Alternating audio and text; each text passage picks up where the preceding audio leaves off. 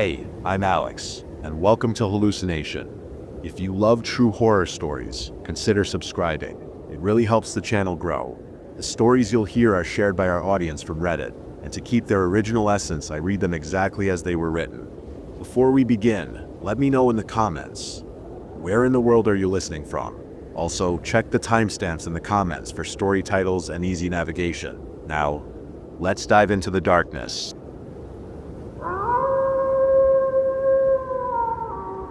A demon taught me how to be beautiful. Here's how. They say no man is an island, but waves of anxiety had unapologetically confined me to a life of books over people. My bubbly younger sister and I were polar opposites. Abigail was the star of the school since the start of her freshman year, while I was just an extra. Her slender figure was enough to put even models to shame. Her eyes sparkled, unblocked by bulky and cheap glasses. Her face was never cursed with a hideous acne that leaked putrid yellow pus and scarred cheeks with a cantaloupe skin texture. We could both turn heads. I just turned them away. It was obvious which of us our parents preferred, along with the rest of the town for that matter. Every day was a challenge not to let the jealousy eclipse my outer demeanor as she won the crowd's hearts by doing her part of the cheer routine at games. The roars of applause would echo from the school stadium back to our house, violating the sanctity that my quiet little room had to offer. Being an afterthought was hard enough. Why do I need to be reminded of it every week? I'd always think to myself. The only solace in my life came from the times I spent with Thomas, the only guy who looked in my direction only cause our parents grew up together.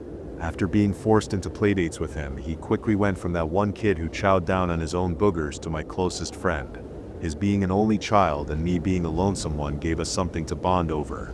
While not as bad off as me, Thomas wasn't the most popular either. Small towns like ours weren't exactly enthused about computer nerds as much as quarterbacks, if you know what I mean. Considering his looks though, he could easily score enough points on the social ladder to get into some decent circles. The controlled chaos that was his auburn curls and the way that light bounced off his emerald pupils could be quite the distraction.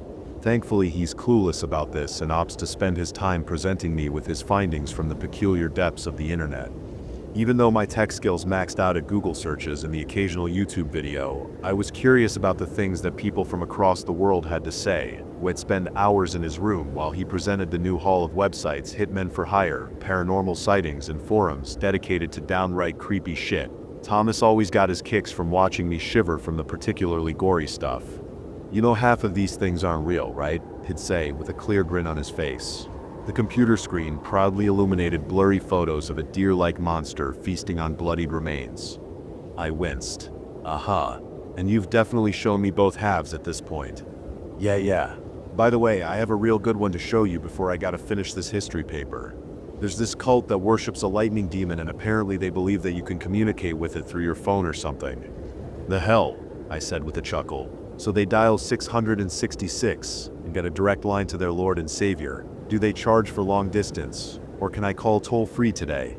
Just like we normally do on the forums, Thomas and I went through and gawked at the various posts and user profiles.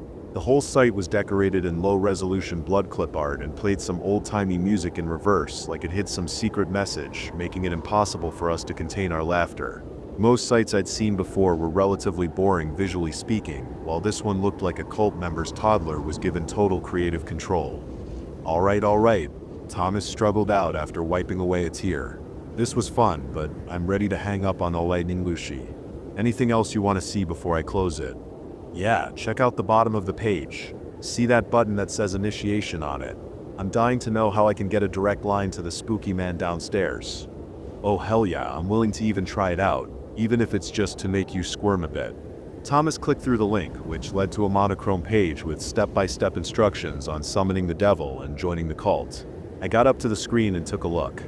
Step 1. Take the phone of the prospective member and wrap it in red silk.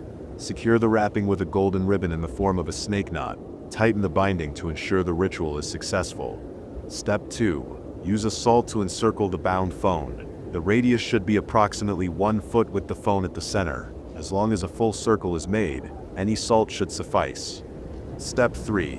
Let 3 drops of human blood drip onto the surface of the phone's binding. Step 4. Recite the phrase Imina Ro Tuba, Inamad Egress, exactly 3 times in prayer. If the Dark Lord chooses you, then he will arise and reveal himself to you. With this, you have become wholly subjected to him." "This is a lot of BS for some cult hoax," Thomas said with a frown. "I was gonna give it a shot before I realized I'd be doing fetch quests for silk and ribbon." "Nah, you know that my mom probably has that stuff in her crafts kit. If you ask me, it sounds more like somebody's chickening out. You don't actually believe in that soul nonsense, do you?" "Nope, I'm not a little kid. I'm 15. I just don't feel like cutting myself up over something I know isn't real. If you want to do that, be my guest." "That's fine by me. You act like you never got a little scrape or cut before. Besides, I can just use a thumbtack to prick instead of slicing myself open. It's 3 drops, not 3 gallons. Thomas sighed. "Whatever, man. We can try it out tomorrow, so you'll shut up about it. Now I've got to go bust my ass writing about the Meiji Restoration before Mr. Harrison gets in my ear again. See you then, scaredy cat." The next day was a Friday, so my parents didn't mind if I stayed over at Thomas' house a bit later than usual. His parents were heading out of town for the weekend, so I didn't have much time to exchange pleasantries before they finished loading up into his dad's antiquated pickup. He gave his son a thumbs up and a wink when he thought I couldn't see him, causing me and Thomas to recoil in disgust.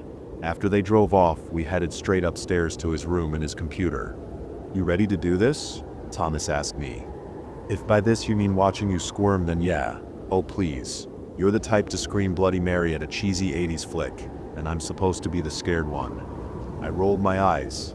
"Fine then. Whoever freaks out has to buy dinner for a week."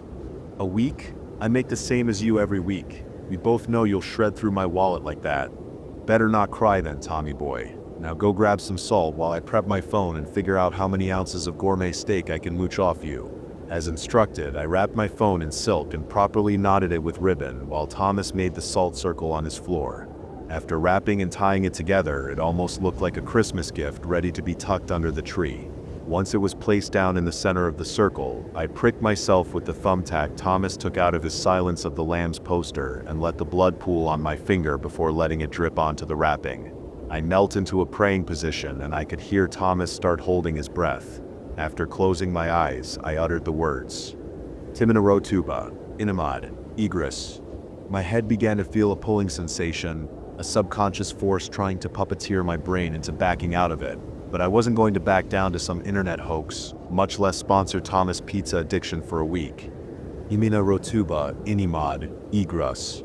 The beat of my heart hastened into a drum roll, each thump crescendoing with a sudden rush of anxiety. The word "stop" rang through my ears as I took a deep breath before saying it a final time. I pursed my lips, took a deep breath, and spoke the words a final time. "Imina Rotuba, Inimad, Igris." The ringing in my ears suddenly stopped as a deafening silence overtook my senses. After about 30 seconds, I opened my eyes to see that nothing had changed at all. The initiation hadn't done anything, just like we thought. I noticed Thomas trembling with his eyes still closed, so I slowly crept up to him and flicked him on the forehead. "Hey stupid, I hope you saved up enough cash from work, cause I've been dying to try Wagyu." He stood up and shot me with a grin before flicking me back. "Oh, shut up. I was just falling asleep from how boring the whole thing was." I went to grab my phone from the ground when I sensed a stinging pain in my palm. "Shit, my hand got burnt," I gritted. "You good?" Thomas suddenly clutched my hand and scrutinized it. His face got a bit too close, so I turned my eyes to the poster he had on his wall. The glare of a woman met mine with a familiar coldness and ambivalence towards the world. After a few seconds, Thomas released his grasp and shook his head. "It's a little warm, but your hand seems all right to me." "Really? I swear it was practically on fire a moment ago." "Then cellular Satan must have left a fiery rejection letter." Thomas chuckled to himself. "I'm sure the Radio Reapers would love to have you, though." I had a look at my hand, expecting a visible burn but found it unscathed. A small feeling in my heart told me that something wasn't right, though I couldn't express that to Thomas or anyone else without sounding like I'd lost it. We exchanged our goodbyes after cleaning up the mess from the ritual, and I started to head home. The only thing to do was go home and forget about it. Luckily, my hangout with Thomas gave me an excuse to skip dinner, so I could just slip by my parents watching TV on the couch. Not like I needed to eat, but the churning in my stomach was a complete turnoff from indulging myself with food. As I dragged myself to my room, I replayed the events of the ritual to see if I could remember why I got burnt. Nothing. I took a final glance at my phone before retiring into the turquoise curtains of my bed. While initially pervasive, The worry in my mind faded with my consciousness and eventually disappeared from my mind entirely as I fell into a deep slumber. "Awaken, my servants," a deep, monstrous voice bellowed. I jolted awake, dazed by the words that were seemingly spoken directly into my ears. I surveyed my room for signs of disarray. It was still dark out, trees blowing with the wind as late-night critters doing their deep calls. Wanting to know what time it was, I reached for my phone and pushed the power button. As the screen illuminated, the clock read out 3:04 a.m., still early enough to get some more rest. While rushing to fall back asleep before my body fully woke up, I noticed a notification with a blank icon pop up on my phone. "Hellwish, you have been inducted. Thank you for your commitment." The shiver from the day before had been reignited. I sat up and reread the message to see if I had made a mistake, but the notification was clear. The shakiness in my hands caused me to accidentally tap the pop-up, turning my entire screen a bright red. An eerie choir hymn played, accompanied by a scrolling wall of text reading out the words, "He shall rise again." Shit, did a virus get on my phone or something? I thought. Trying to close the app or use the side buttons was pointless. Any input I tried yielded no response, so I chucked the phone across the room and gunned for the door. With a bright flash and a roar of thunder, a billow of smoke shot past me and enveloped the door, solidifying around it and blocking my escape. I fell to my knees in despair. "You're an excitable one, aren't you, Evelyn?" The same voice from before spoke. I slowly turned my head around and saw the floating creature that the voice belonged to. Its body resembled that of a dehydrated corpse, with sunken cheeks and wrinkled skin. Its pale skin was a freakish gray, well removed from the limits of human skin tones, and closer to that of clay than flesh. A volley of scales interrupted the smoothness along the sides of its face, blurring a heritage of humanoid and reptilian features. The spaces for the eye sockets were composed of an infectious darkness that you couldn't see through, though I could still feel an intense stare coming from it. A maroon cloak covered most of the creature, but I could see the split yellowed nails of the warped feet that dangled out from underneath. Chapped lips made a grotesque cracking noise as they parted, revealing an overpowering darkness housing a forked tongue. It spoke to me once more. "Where's that bravado that you had before, little girl?" I was eager to get a more eccentric servant to liven things up down below. "Dude, what the fuck are you?" I stammered out. The churning of bile in my stomach was getting more intense as my mind realized the contract I had signed myself into. Now, you should know quite well what I am, though I feel as though Phone Devil is a bit lacking as a name. You may call me Absasium instead. Now that the introductions are done, we can get into the business. You have signed your life over to me, so I have the right to call upon you to serve me in the war against the angels. Until the last of God's soldiers have been slain, you will plunge yourself into battle in the name of your master. I'm sorry, I didn't know this was real. I didn't mean to summon you, and I don't want to die in that war. I bumped my head against my wall, unaware that I had been crawling away from Absatium. You will not die, though. Your servitude is non-negotiable. However, I can assure you that your battle will not come for a long while. My army is far emaciated from prior conflicts, so your human life will have been long played out before I can put your soul to good use. Further details of our covenant can be discussed later. For now, rest my loyal servant. A violent gasp escaped my throat as my phone alarm rang out. I turned towards my door, relieved to see that it wasn't charred. It's a new day, don't let the before haunt your after, I told myself. The normalcy of my Saturday morning routine before work was enough for me to nearly forget the dream I had the night before. When my dad dropped me off at the mall, all I was thinking about was getting through the day shift. Thomas would be in a while after me, so I'd have to be on autopilot until he got there. Dealing with order after order had started to blend time into a gradient of uneventful happenings until my phone disrupted the monotony. As I began to recite the company's cheesy pizza-themed greeting for the umpteenth time, a painfully high-pitched shriek played from my back pocket. I fumbled it out of my pants and tried to turn it down, to no avail. "Evelyn, what the hell is wrong with you?" My manager scolded as she stormed out the back. "Hurry up and turn that thing off." I dashed into the bathroom while I tried to force reset my phone, but it seemingly lost its ability to respond to any inputs at all. Once I had closed the door behind me, the ringing stopped and a newfound headache overcame me. My phone suddenly got hot and scorched my hands like it had at Thomas' house. I reflexively dropped my phone onto the tile floor and ran to the sink. While I flooded my palms with cold water, another billow of smoke swirled out of my phone with a flash. The demon from my dream had emerged once more. A believer had been made out of me. "Oh, Evelyn, my dear." Absatium spoke with a hint of playfulness. You really should check your phone more often. I've been trying to reach you for an eternity. I'm sorry, I stammered out. I've been at work and... It's of no concern. What is, though, is the arrangement that we have found ourselves in. Please, I already told you I'm sorry for doing your ritual without taking it seriously. I wept as tears flooded the bags under my eyes and dripped onto my uniform. I'm sorry, Evelyn, but that doesn't matter. You will be my servant once your natural life has concluded. Now, call me a romantic, but the tears of a young woman strike my many hearts with a deep sadness. Perhaps your mind will be at ease with the fact that part of our deal includes the opportunity to satisfy your deepest desire. Your mortal life will be bestowed with unmatched euphoria as long as you're willing to work for it. How does that sound? I was at a loss for words. I fucked up. Bad. How do I always manage to find a way to make my life more miserable? What can I even do now? I contemplated. After having given it thought, I came to an answer. If I was going to spend my afterlife in servitude, then I could at least make my mortal life better. Absatium, we have a deal. Excellent, Miss Evelyn. The devil hissed with delight. What would you like your wish to be? I'm curious as to what you'd be most interested in altering. I just want people to think I'm beautiful. My sister gets more affection from the whole town in a day than I do in a year, and it's only because of her looks. Your wish is my amusement, Evelyn. Absatium grinned. Consider it done. A white flash struck in the center of my vision, blurring my sight and sending me into a stumble.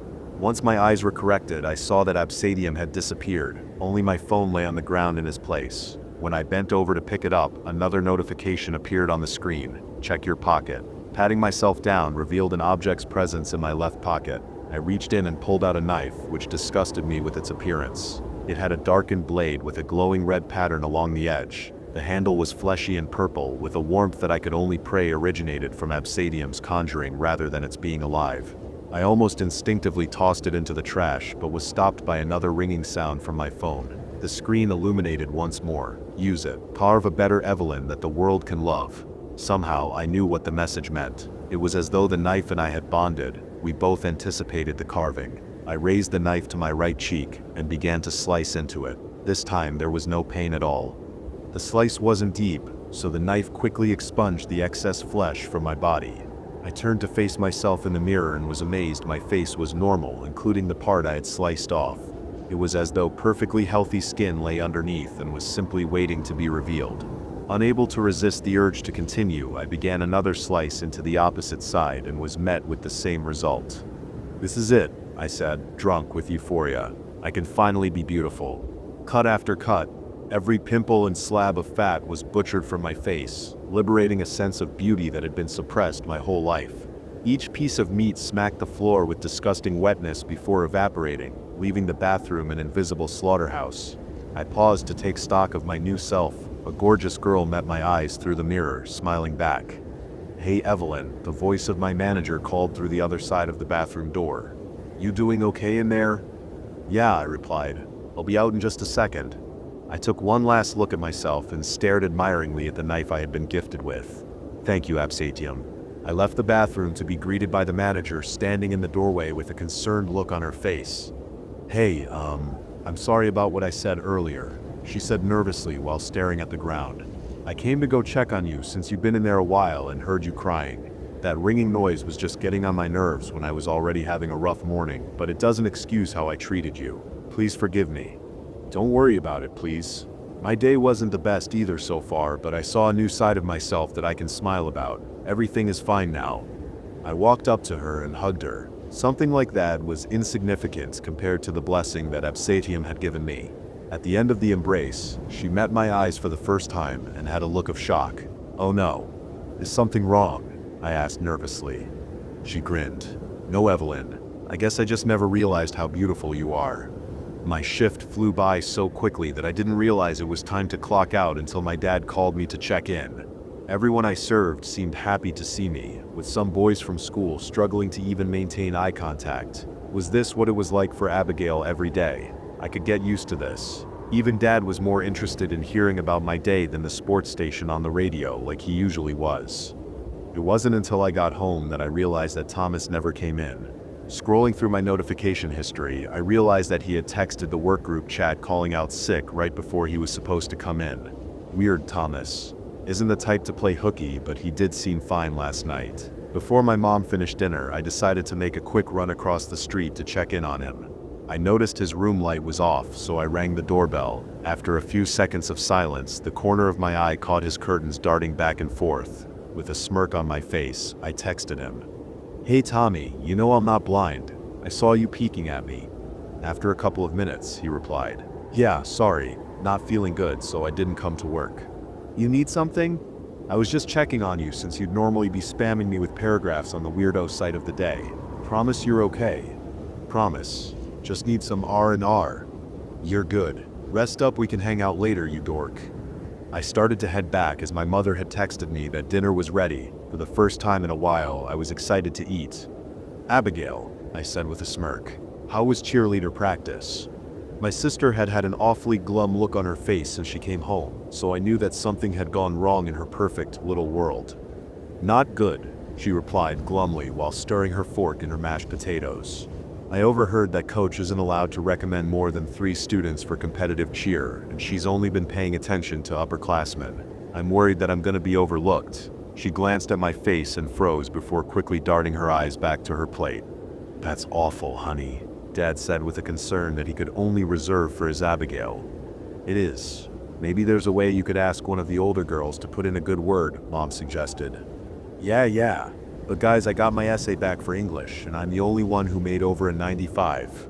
My parents were beaming with pride as if they had immediately forgotten about Abigail. The frown on her face gave me a rush of satisfaction. She had finally gotten a taste of what my life had been for years, and I got to be the favorite child. I went to bed that night feeling the happiest I'd been in a while. Before today, I could only dream of being looked at like this. Now it's become my reality. I laid the knife on my bedside table and fell asleep with a newfound inner peace. A loud vibration from my phone disturbed me from my sleep. In a drowsy daze, I checked my phone and sank my teeth into my lip after reading the contents of the screen. A flurry of messages from Hellwish had appeared, each piercing my heart with anguish. "You stupid bitch! You think you're good enough because you lost some weight and got clear skin? Think again, sis. She got rid of the baby fat, but not the lady fat. Even if you carve up a pig's face, you still got the body to deal with. Disgusting." Plumes of smoke drifted across my window and blocked the moonlight, casting the room into an unnatural darkness. A fire danced brightly at the foot of my bed, illuminating its surroundings with a crimson hue. Within the flames, I could see myself as a child at school. I was being encircled by my classmates and teased for my weight. Echoes of their laughter all but drowned out the soft weeping of the helpless little girl they trapped. The sight choked me with a ferocity stronger than that of the smoke. My classmates looked away from their target and turned towards the view of the flames, changing their target to their observer. Their monstrous cackling swelled into a twisted chorus of insults. "No, this can't be real. I fixed myself already. Is it not enough?" I woke up in a cold sweat and practically jumped out of bed, quickly grabbing the knife. My heart pounded as I lifted my nightgown. I plunged the blade into my stomach and hacked off chunks of flesh without the precision or care that I had taken on my face. As each slab of meat thudded onto the floor, the knife grew warmer in my hand and began to throb excitedly. "I will be beautiful," I murmured to myself, over and over. "I must be beautiful." The morning song of a raven awakened me the next morning. Not having work today meant that I could spend some time with Thomas to make up for not seeing him yesterday. Abigail was being driven to the doctor for a nasty migraine, so I snuck into her room and cycled through her wardrobe. After fixing myself last night, I was able to fit the smaller clothes with ease. While settling on a crimson crop top and jean shorts before heading out, the thought of Thomas' reaction to my new body made me blush. He never told me what his type was, but surely this couldn't be far off. As I made my way across the street, dread positioned itself in the forefront of my mind. It was beyond the usual nervousness of seeing Thomas and I couldn't decipher why. I made my best effort to swallow the anxiety once I arrived on his doorstep. Ringing the doorbell yielded no response, so I tried calling his phone to see if he was up. I frowned, hearing the robotic voicemail response in place of a reply. Like Thomas had done many times after locking himself out before his parents got home, I fished out the spare key from the pot of ivory orchids on the side of the walkway. I let myself in and made sure to announce my presence to distinguish myself from an intruder.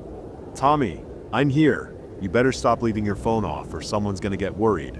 No answer. Either he's sleeping like a rock or he's just being a jerk and ignoring me. I walked upstairs and down the hall towards his bedroom door. It was cracked open a bit, so I averted my eyes and gave him another warning. "If I walk in on you doing anything weird, I'm going to strangle you." "Evelyn," a weak voice whispered from within. "Help me, Evelyn." I burst into the room to find Thomas in his bed, fighting something in his sleep.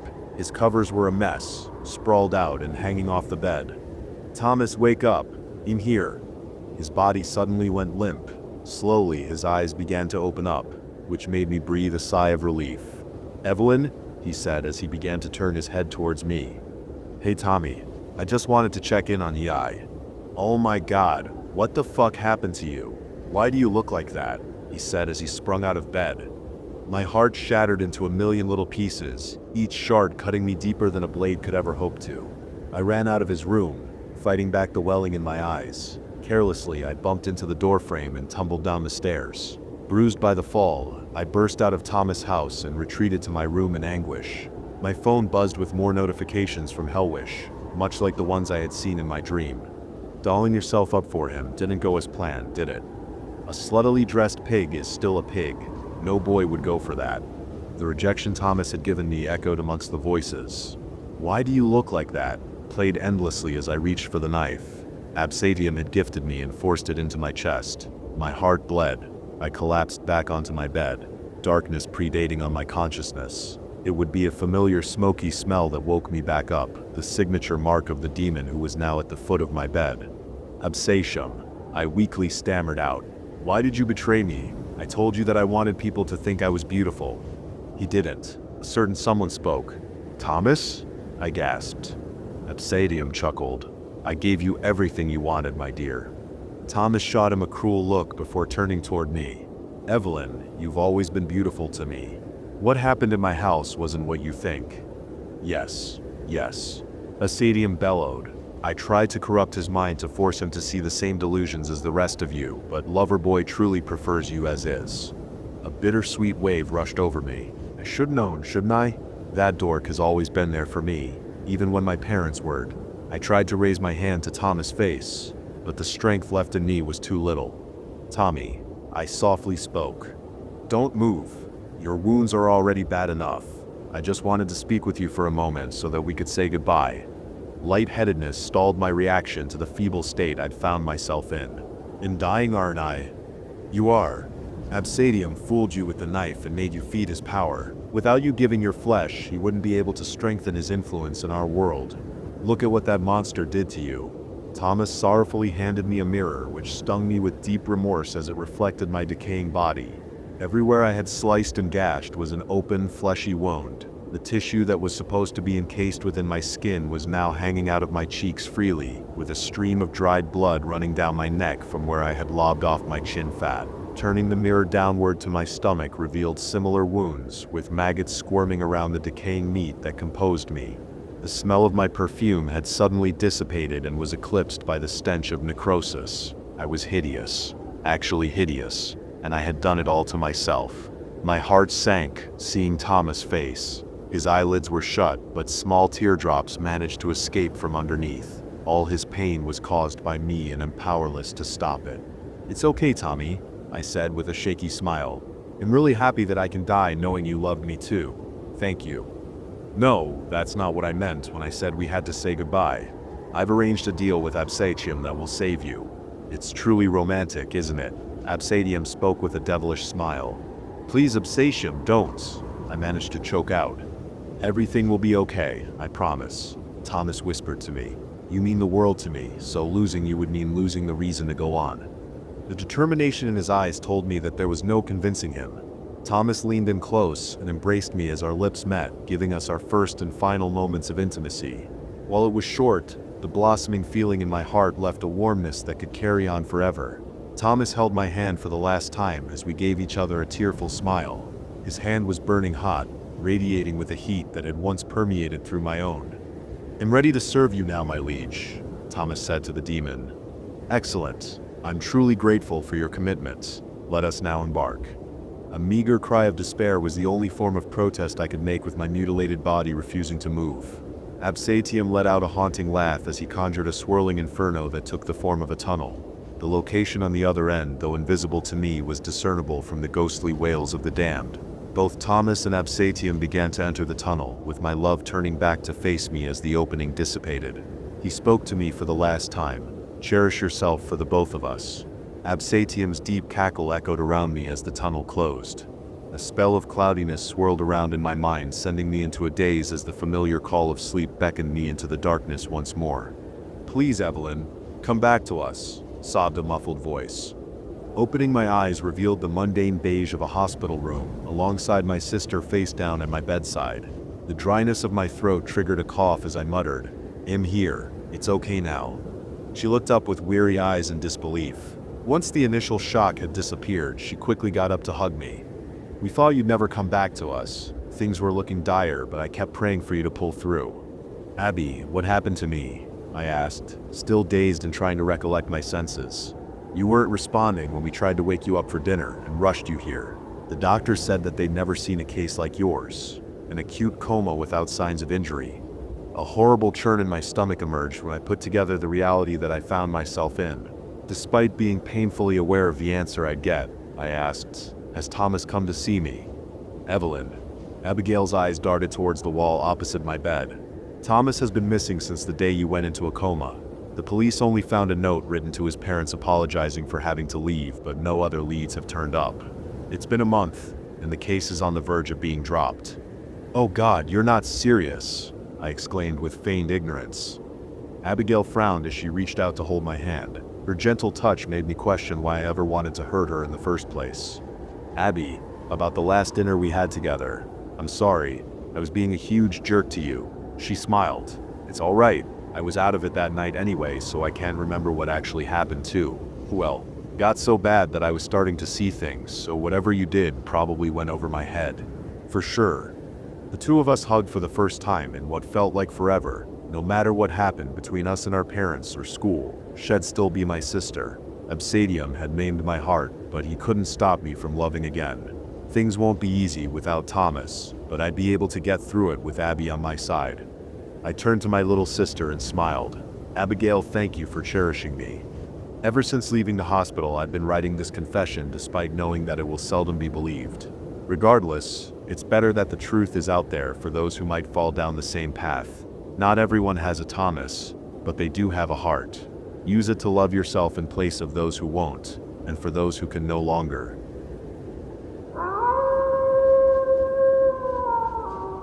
Here's why I'll never sleep on a plane again. This all happened a year ago when I ran into this guy while waiting for my plane at the airport lounge. No one would believe me, even if I told them why I would never sleep on the plane.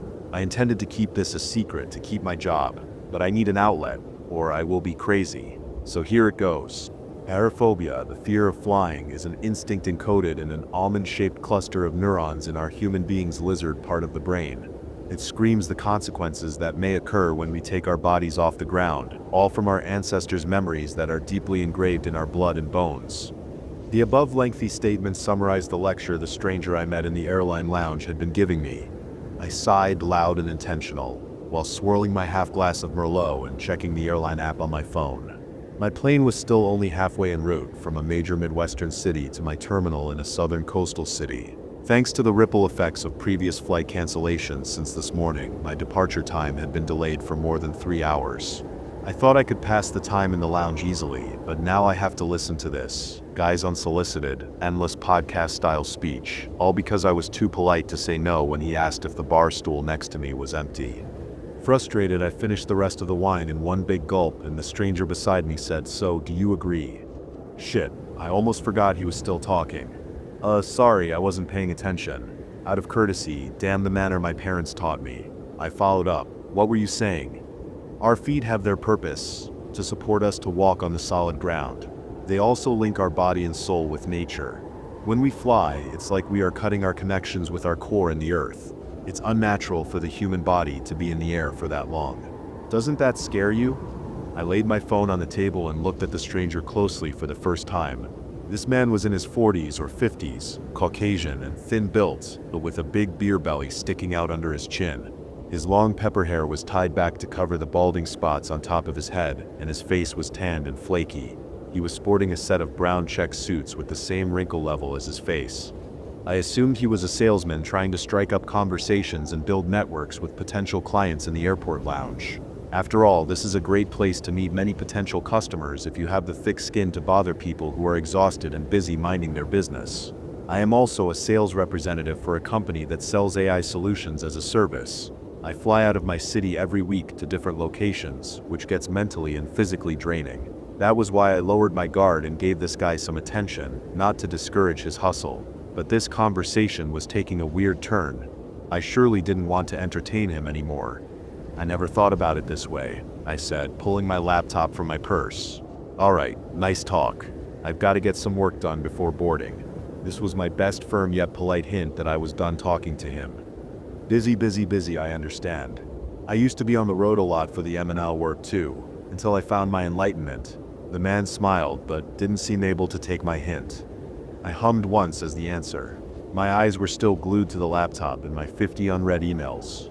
I couldn't stop wondering why this man was at the airport if he hated flying that much. The stranger sipped his beer, looked at travelers passing us and said, "Okay, Missy, I appreciate you listening to my rant. How about I get you another glass of red and get out of your hair?" Before I could protest, he's already turned and asked the bartender, "Can you get her another glass of what she was having?" He pointed at my glass and pulled a dollar bill from his beat-up wallet. "Here's the tip." I know that bartender's probably laughing inside. In this economy, what could $1 get you? The cold and blood-red liquid was quickly presented next to my laptop. I whispered thanks as the man finally left his seat as promised. I let out another long sigh and stayed focused on my screen to beautify the PowerPoint I had prepared for my pitch. Some time passed and my phone vibrated. The airline sent a text message informing me that my flight had finally arrived, but the boarding gate was pushed further away from where I was. I growled, packed my things, and slipped off the stool.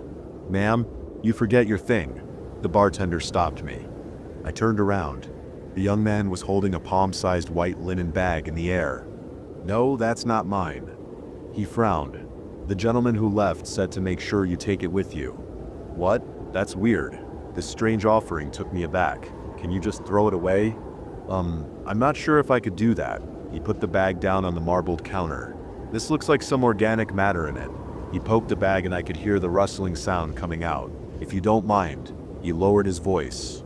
"This is my first week at work. I'm not familiar with the rules. I'm not sure if disposal of this thing is allowed or not. Could you just—" He looked at me with begging eyes. "Take it and throw it away somewhere along the way to your gate." Out of politeness and sympathy for this green bartender, I reluctantly nodded, grabbed the bag, tossed it in my purse, and exited the lounge.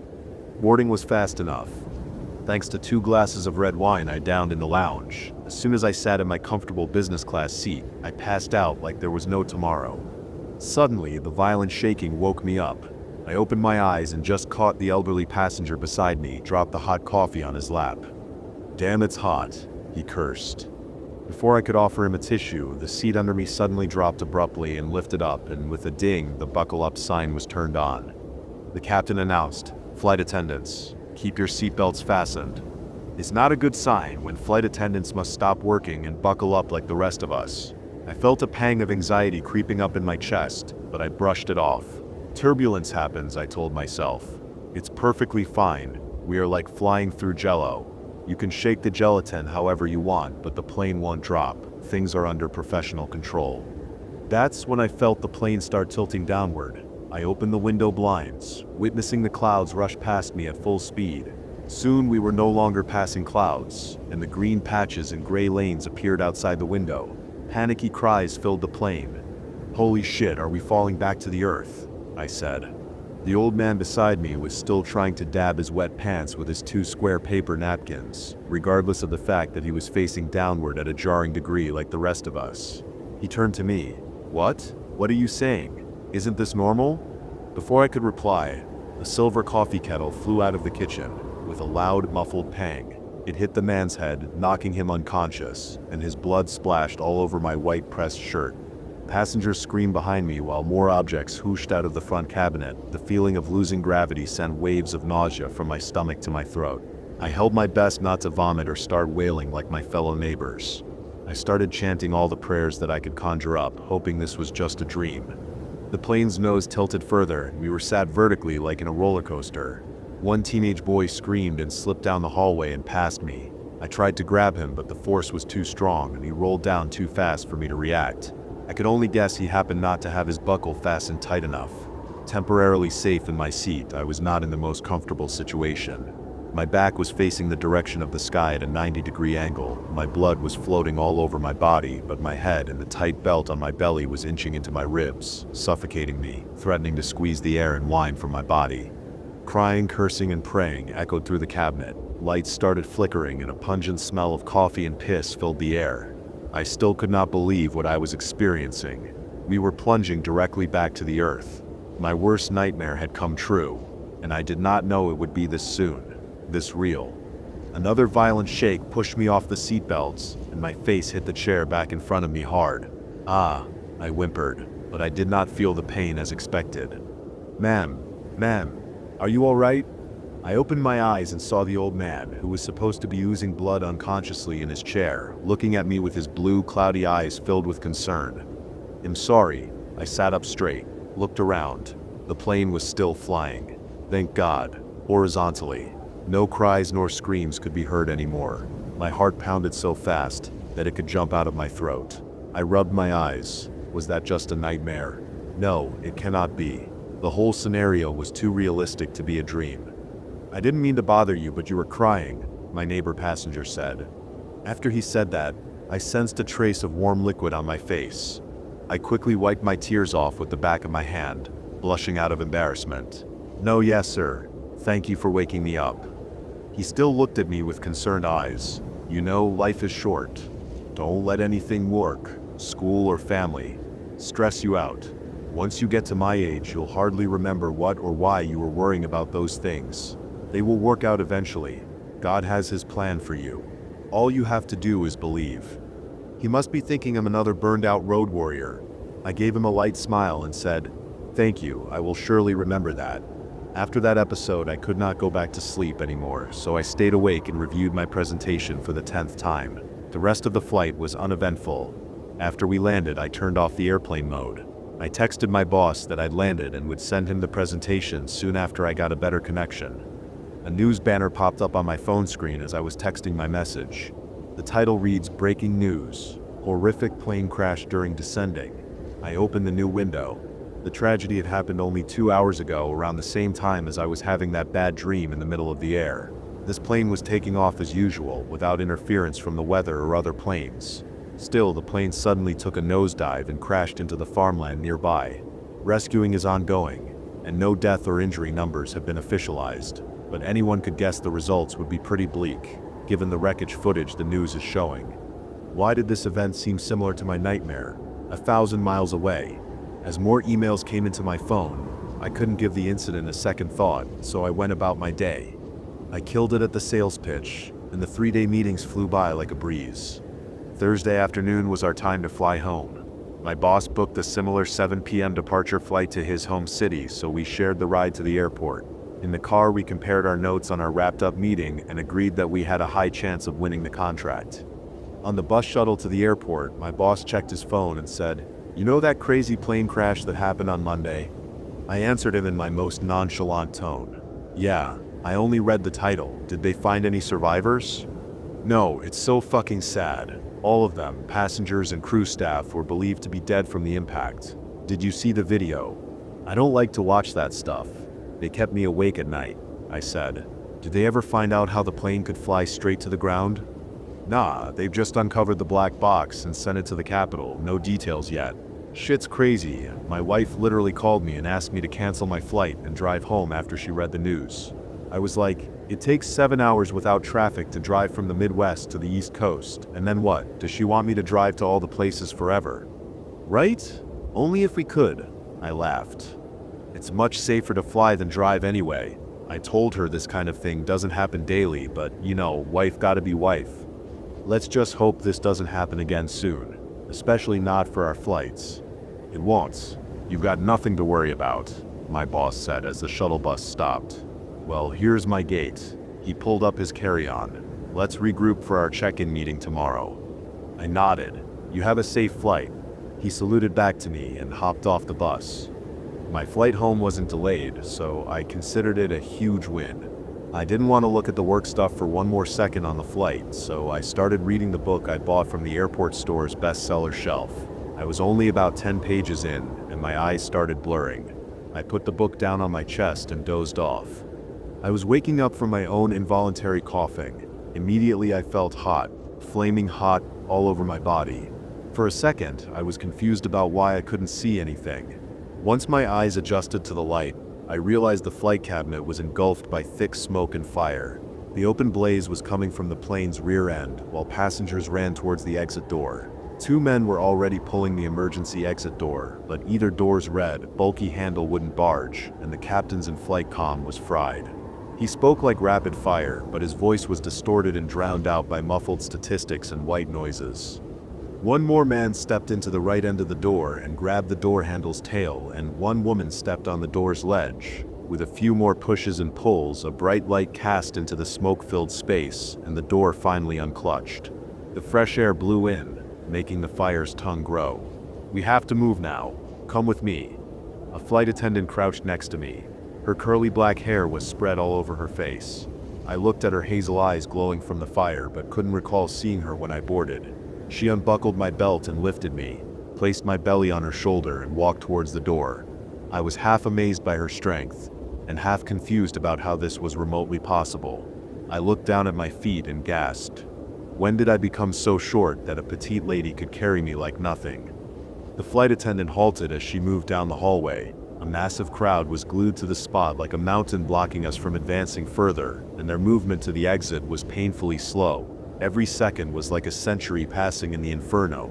Swears filled the air, mingling with desperate cries and shoves. Suddenly, blam! A thunderous explosion shattered the air, ripping me away from the flight attendant's grasp. The force slammed me onto the floor. "No!" I heard the flight attendant cry out. Instantly, another deafening bang filled the space, accompanied by the chaotic symphony of shattered glass and crackling crimson flames swirling around me. Then, darkness eroded my vision, erasing everything left to see. Ladies and gentlemen, welcome to the Southern Coastal City's International Airport. Local time is 11:25 p.m. "What?" I said, realizing my throat was burning. "Welp, that must be a hell of a book. Put you to sleep through the whole way," the man who sat next to me said. I looked down at the book. It was that boring book about not giving a fuck about everything. For sure it gets repetitive fast after the shocking openings. "This is home for ya." He stood up and helped me with my overhead carry-on. "Yeah, you?" "No. I was supposed to head to a city in Florida for my brother's bachelor party, but it looks like the plane coming in caught on fire after it landed." He said, "I may end up getting a voucher to stay in this place for a night. Do you have any late-night bite recommendations? I'm tired of going to those tourist trap places." My ears rang. My throat was dry like sandpaper, and I could no longer hear the men. A flight caught on fire, same as my dream again. Could this be another freaky coincidence? It's not like my dream manifested the whole thing, or I suddenly became a seer who can predict omens, right? Realized the guy was still staring at me expectantly. I said, "Sorry, I don't actually go out in town these days, so I'm coming up blank. A lot of good restaurants are probably closed by now. You can always hit up the famous party street for some late-night scenes." Seeing his disappointed face, I added, "I'm sure you can still get decent local sandwiches at one of those bars that open up late." "I appreciate it. Well, I'll have to find someone to help me sort out my flight schedule first and then get the food." "If you don't mind," I said, "can you tell me your supposed incoming flight number?" "Sure. Let me see." He pulled up the airline app on his phone. It was ABC ###. I'm hiding the numbers for obvious reasons. "So, are you heading home directly, or want to get a bite together?" "No thanks. I'm absolutely beat. I hope you have a good time in this city though." On my Uber home, I couldn't help but delve into the reports surrounding ABC ##. The flight caught on fire shortly after taking off. The fire erupted from the plane's rear end, spreading too fast for flight attendants to put it off. The pilot made an emergency landing, but the emergency exit doors malfunctioned for no definite reason reported yet, which compounded the damage, and half of the flight passengers were killed from burning and smoke inhalation. Among the passengers who lost their lives, the youngest victim was a 6-year-old girl. One of the brave flight attendants tried to carry the young girl toward the exit as her mom had succumbed to a lack of oxygen. However, during the process, one of the engines exploded and the girl was hurled down the hallway and consumed by the blaze. The flight attendant who recounted the event suffered minor external injuries and was rushed to the nearest hospital along with other survivors for overnight observation. The news video showed her profile picture, a young woman in her 20s with long curly black hair and hazel eyes. As I was saying, clients liked what they saw and wanted our team to fly in the following Monday to meet their CIO directly, my boss said. I frowned. Oh, someone's not happy about flying again? My colleague said. I cursed myself for forgetting the camera was on. No, it's just those flight incidents are getting really disturbing. Try to get some sleep this weekend, my boss said. But if you want to forgo the rest time for the party, you can always sleep on the flight. Sure, like I would ever dare to sleep during the flight again. After the call, I started unpacking my luggage. While taking out my notebook from the backpack, a small bag slipped out. The damn bag of dirt that weird man left for me had been living in my bag for this whole time. I completely forgot to throw it away. I picked up the bag and untied the rope around its opening. The bag only has specks of dirt inside. I poked the dirt with my index finger, and a warm pulse shot into my brain. What the hell? I dropped the bag on the ground. It didn't move a bit. The sensation was familiar, cozy and welcoming, like returning to a safe space, Nana's country home, or a long-lost ancient motherland unveiled itself once more. Could this be the culprit that sent me all those weird visions in my dream? What did that strange guy say he worked at again? I quickly jumped on LinkedIn and searched for a merger and acquisition law firm based in the southern city. More than 12 million results came back on Google. I pulled my hair, knowing I had no slight clue about what that man's name was or if he was even still employed. I went to the fridge and grabbed one can of hard seltzer. Taking in the surprisingly refreshing sip, I checked the label. It's a citrus flavor, and the label says enjoy the natural sweetness without added calories. I returned to my laptop and typed in the keywords medicine, a lawyer, nature, a phobia, southern city, and a LinkedIn page came up as the first search. RN, a former mergers and acquisitions lawyer with 30 years of experience in the industry, has recently exited the firm due to aerophobia. Embracing a new calling, Ara has transitioned into serving as a spiritual leader, helping communities return to nature and find inner harmony, his LinkedIn profile said. I clicked the connect button next to his broad grin picture and waited about 10 minutes. Still, no reply to the invitation was accepted. He probably couldn't answer me anyway, so I closed the laptop. I was waiting in my terminal to board the plane to the Midwestern city again on Monday morning. My boss and colleague were chatting about Saturday's football game, and I checked the news about the flight incidents. Nothing traumatic happened during the weekend.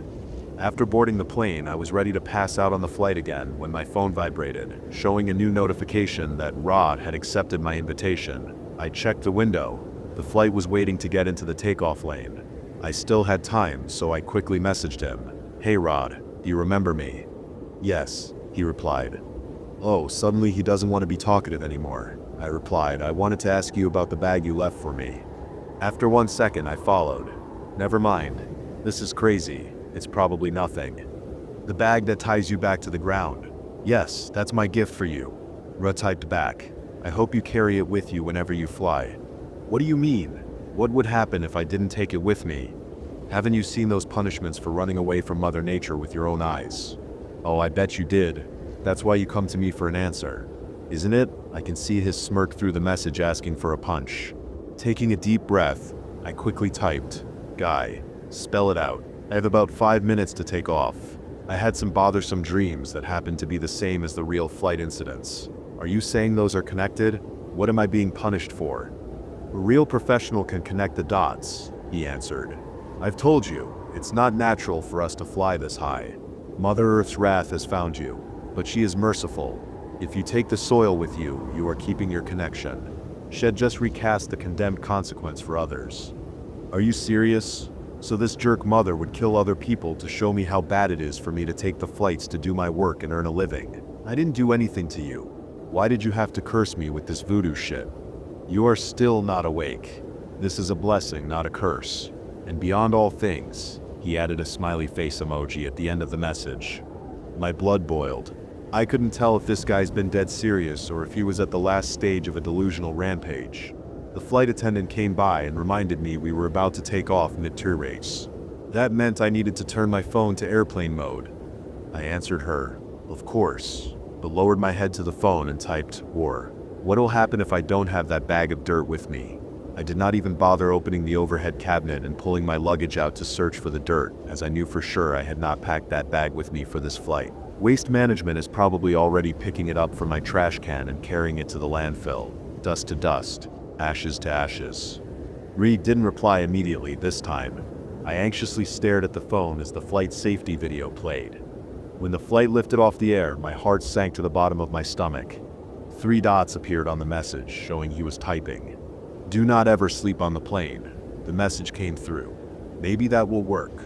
Maybe? What do you mean, maybe? I typed back, but my phone lost the signal, and the message I sent stuck in the forever circle symbol.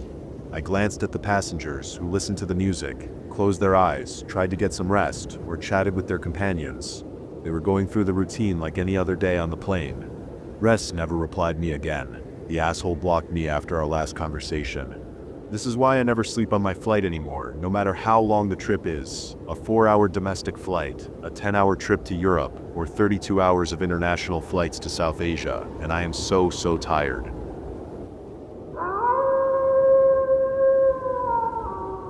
Can't turn left. I don't know when I first noticed him. Maybe I was 10, maybe a bit older, but he was always there. A speck in the distance, far enough away that I could barely make out his twisted form, a hunched, decrepit man with long, greasy hair hanging over a face so sinister it made my skin prickle. His presence was like a black hole in my vision, a stain in the fabric of reality that nobody else seemed to see. He never moved, never got closer, at least not until I turned left. It took me years to figure it out. At first he just felt like a bad dream, a lingering shadow in the periphery of my life. Then one day I noticed it. Every time I turned left, he edged just a little closer. Just a step. Just a breath. At first I could ignore it, but as the years passed, as I aged from a clueless teenager into a deeply paranoid adult, the distance between us dwindled. By the time I was 25, he was across the street. By 28, I could see the yellow rod of his teeth when he grinned. And now, at 32, he's pressed against me. I stopped turning left years ago. Trained myself to only take right turns, even if it meant going in ridiculous loops just to get where I needed to go. But there's something I can't control: my sleep. Every night I toss, I turn, and every morning I wake up with him closer. At first he was just by my bedside, his reeking breath warming my face. Then he lay beside me, then on top of me. Now he is smudged into my right side, so tight, so agonizingly close, that I can barely breathe. His skin is cold and wet, like raw meat pressing into mine with unnatural force. When I move, even the slightest twitch, his bones grind against mine, his limbs twisting to match my shape. I can feel his ribs shifting against my ribs, his knees locked with my knees, his teeth clacking against my own.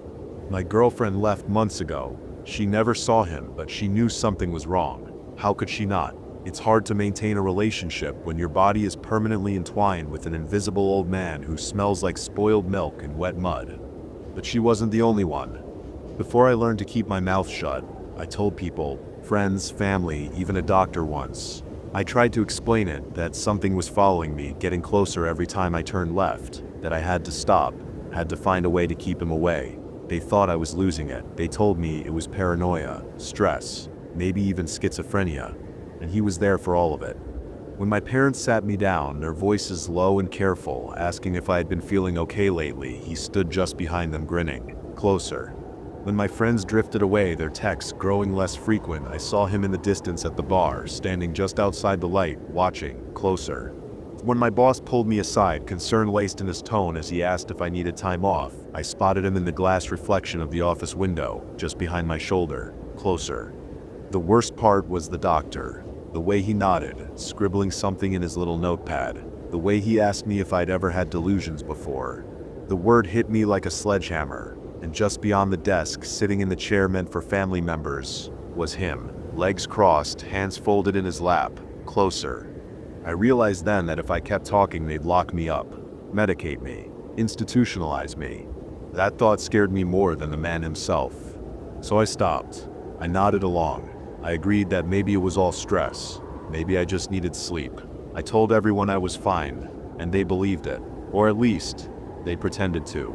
But the damage was done. My family saw me differently. My friends saw me differently. I lost everything. My gym routine, my social life, gone.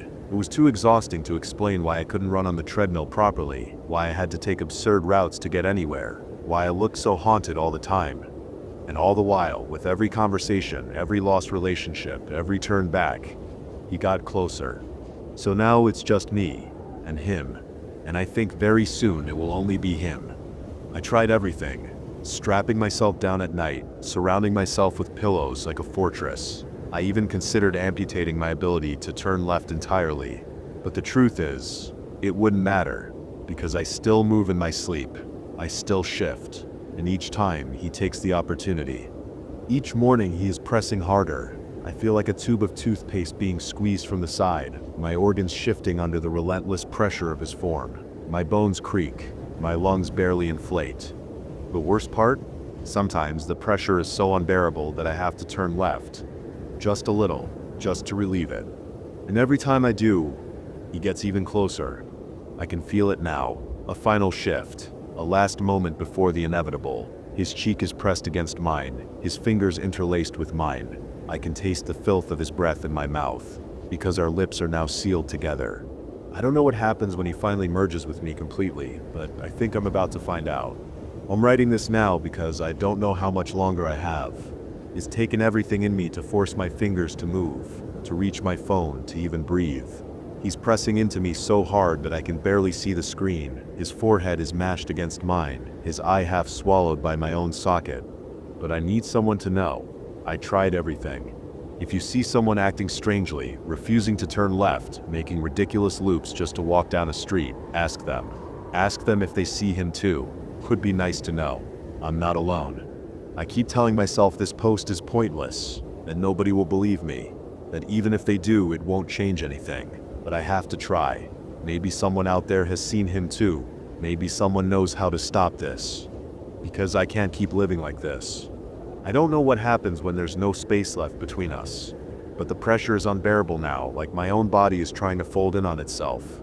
My ribs feel ready to snap. My jaw aches from clenching against his. My heartbeat is slowing, like there's no room left in my chest for it to beat. And I can't stop thinking about one thing. What happens if I turn left? Just one more time?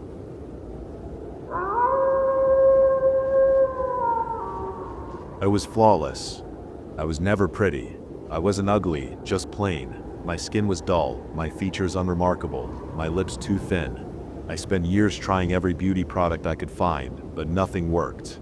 The girls on social media looked effortless, with dewy skin, full lips, and perfect symmetry. No matter how much I tried to copy them, I always fell short. Then I found the ad. It popped up on my feed late at night, a sleek black jar with gold lettering. Flawless beauty beyond imagination. The model in the video looked unreal. Her skin was porcelain smooth, her cheekbones razor sharp. The way she smiled, it was like she wasn't even real, like she was sculpted by some divine hand. The ad claimed it wasn't just makeup, it enhanced you, bringing out your true, perfect self. The website had no reviews, no social media pages, no brand history, just a "Boy Now" button. It was expensive, $250 for one jar, but I didn't care. I clicked the button. The package arrived 2 days later. The jar was heavier than expected, the black and gold design giving it an almost ancient feel. Inside was a thick, glossy cream, dark like ink. It had no scent. When I touched it, it clung to my fingers, cool and silky. I smoothed the thin layer over my face. The moment it touched my skin, it sank in, like it was absorbing into my pores. A tingling sensation spread over my cheeks, my lips, and my forehead. I rushed to the mirror, and I gasped. My skin glowed. Every imperfection vanished. No redness, no pores, no dullness. My lips looked fuller, my cheekbones sharper. My face was still mine but perfected. I looked beautiful. For the first time in my life, I felt seen. On day 2, the next morning, I expected to wake up to my normal boring face. But when I peeled back the blankets and shuffled to the mirror, I was still perfect. The cream hadn't smudged, hadn't faded. My skin was still flawless. My lips were still full. My reflection was breathtaking. I didn't question it. I went about my day, basking in the stares and the compliments. "You look amazing. What's different about you? I can't stop looking at you." I was addicted. That night I applied another layer before bed. It sank in faster this time. On day 3, something was wrong. When I woke up, my skin felt tight, like my face was shrinking. I stumbled to the mirror and nearly screamed. My features were too sharp, my cheekbones jutted out unnaturally, my lips were too full, stretched over my teeth. My skin was too smooth, too plastic-like. I touched my cheek and felt a sickening resistance, like pressing on something that wasn't quite skin. Panic twisted in my gut. I grabbed a washcloth, scrubbing desperately, but the cream wouldn't budge. It wasn't sitting on my skin anymore. It was part of me. My phone buzzed. A text from my best friend, Mara. "Hey, are you okay? Your face looked kinda different yesterday." I wanted to tell her. I wanted to ask for help, but another text came through before I could reply. "Mara, actually, can I be honest? You looked amazing. I've never seen you so confident." I stared at the screen. My fingers hovered over the keyboard. Then I caught my reflection again. I was beautiful. Maybe I was overreacting. Maybe it was just an adjustment phase. I smoothed another layer over my face.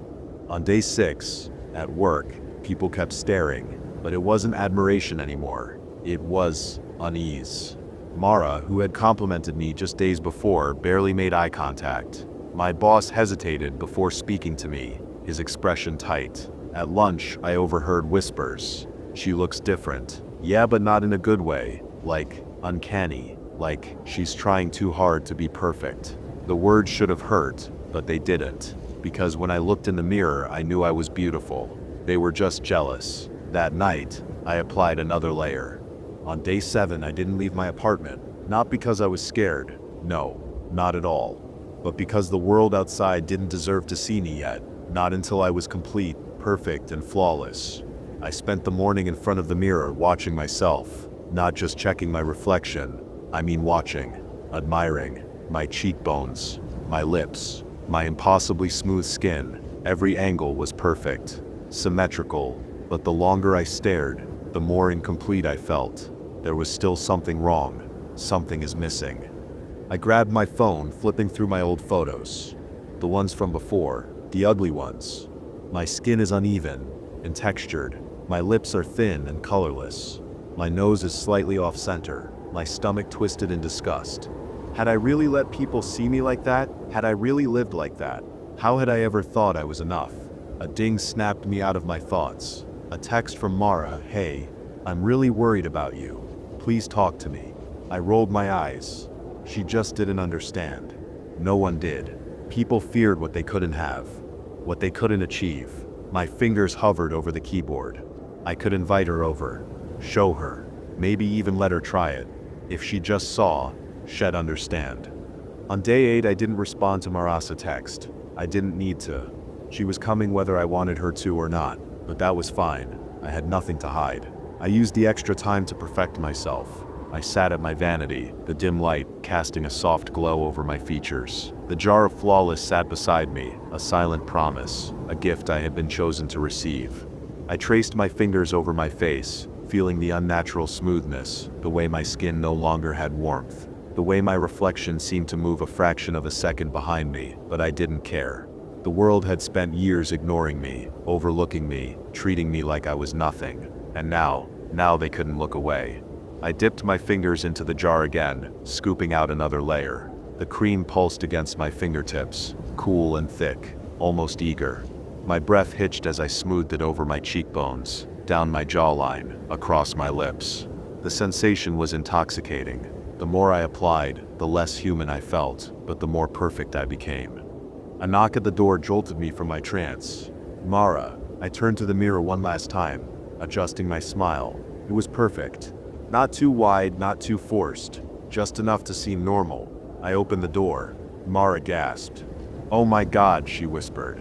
Stepping back, I tilted my head, feigning innocence. "What's wrong?" Her eyes darted over my face, her throat working as she swallowed hard. You don't look right." I smiled wider.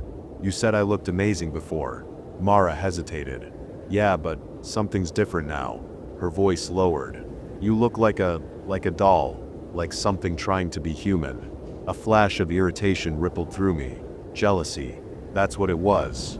She was jealous. I stepped closer. You're just not used to seeing perfection up close. Mara flinched. Jesus, Sam. Listen to yourself. She grabbed my wrist. Her fingers were warm. Too warm. Whatever this is, you need to stop. Wash it off. Get help. I stared at her hand on my wrist. Her skin was textured, uneven, flawed, disgusting. I yanked my arm away. You don't get it, I said. My voice sharp. I don't need help. I've never been better. Mara's eyes darkened with something I couldn't place. Pity? Fear? Disgust? She reached into her pocket, pulling out her phone. I'm calling someone. My entire body stiffened. No, you're not. I moved without thinking. Fast. Too fast. Before she could react, I knocked the phone from her hands. It hit the floor with a sharp crack. Mara gasped, stumbling back. What the hell is wrong with you? I didn't answer. My gaze had fallen to my reflection in the hallway mirror. I swallowed hard. Mara bent to grab her phone. I am leaving, she stammered. My fingers twitched. I couldn't let her leave. She'd tell someone. She'd ruin everything. You don't need her. The whisper wasn't just in the mirror this time. It was in my head. In my blood. I stepped forward. Mara, wait. My voice was too smooth. Not quite my own. She froze. I reached for her, but a sharp, blinding pain shot through my skull. I screamed. My knees buckled, hands flying to my head. It felt like something inside me was splitting apart, tearing at the seams. Through my blurred vision, I saw Mara, eyes wide with horror, and then a small, thin crack formed along my jawline. My skin split. I choked back another scream, scrambling to the mirror. The crack spread, curling upward, flaking at the edges like dried paint, like a mask breaking apart. My breath came in short, ragged gasps. Beneath the perfect, flawless skin, I saw it, the black void. It wasn't flesh. It wasn't skin. It was nothingness. Mara was saying something, but I couldn't hear her over the blood rushing in my ears. I pressed a trembling hand to my cheek, and felt the way the surface shifted, the way it resisted like something unnatural, like something not human. I turned to Mara, desperation clawing up my throat. Help me, I whispered. Her face twisted with horror. Oh my God, she breathed, and then she ran. I didn't stop her. I couldn't. I got up and my hand shook as I grabbed the jar. My fingers, now smooth and void-like, curled around the lid. I needed to destroy it, but then a memory surfaced. The cream had sunk in the moment I applied it. It became part of me, so maybe it could be drawn out. I scrambled to my bathroom, knocking over bottles and brushes, searching for something, anything to cleanse myself. I turned the shower on full blast, scalding hot, and stepped under the water. The heat burned against my hollow skin, but I felt nothing. I grabbed my old exfoliating scrub, the roughest one I had, a last resort for bad breakouts. I squeezed it into my hands and scrubbed hard. The first layer was peeled away in thin black strips, a sick, oily residue sloughed off my arms, my neck, and my face. I scrubbed harder, my fingers raw and frantic. The water running down the drain turned black. The voice in my head screamed, "No, you need me. You'll be nothing without me." But it was wrong. I had been me before this. It could be me again. I kept scrubbing. The black void beneath my skin cracked, the emptiness splitting apart, and then something gave way. A sharp, searing pain shot through my body. My vision blurred. My knees buckled, and I collapsed onto the shower floor. On day 10, I woke up in bed, tangled in damp sheets. For the first time in days, I felt real. I rushed to the mirror, my heart hammering. My face stared back at me. My face. My skin wasn't perfect anymore. My lips were thinner again. My cheekbones were unnaturally sculpted. I ran my fingers over my cheeks, and they felt warm, soft. Human tears welled in my eyes. I didn't care that I wasn't flawless. I was me again. I ran back to the bathroom, expecting to see traces of the black substance in the shower, but the water had washed it all away. Only the jar remained on the counter. I hesitated before grabbing it. The black cream inside was still, lifeless. I took it outside, pried off the lid, and poured the contents onto the dirt. The thick, inky substance oozed out, but instead of soaking into the earth, it just evaporated, like it had never existed at all. I buried the empty jar deep in the trash, and didn't look back. Day 30. It's been a month. The whispers in my head are gone. My skin still has its imperfections, little scars, and uneven texture, but I don't care. I don't need to be flawless. Yesterday, I deleted all my beauty apps and unfollowed every influencer that made me feel like I wasn't enough, and for the first time in years, I looked in the mirror and smiled.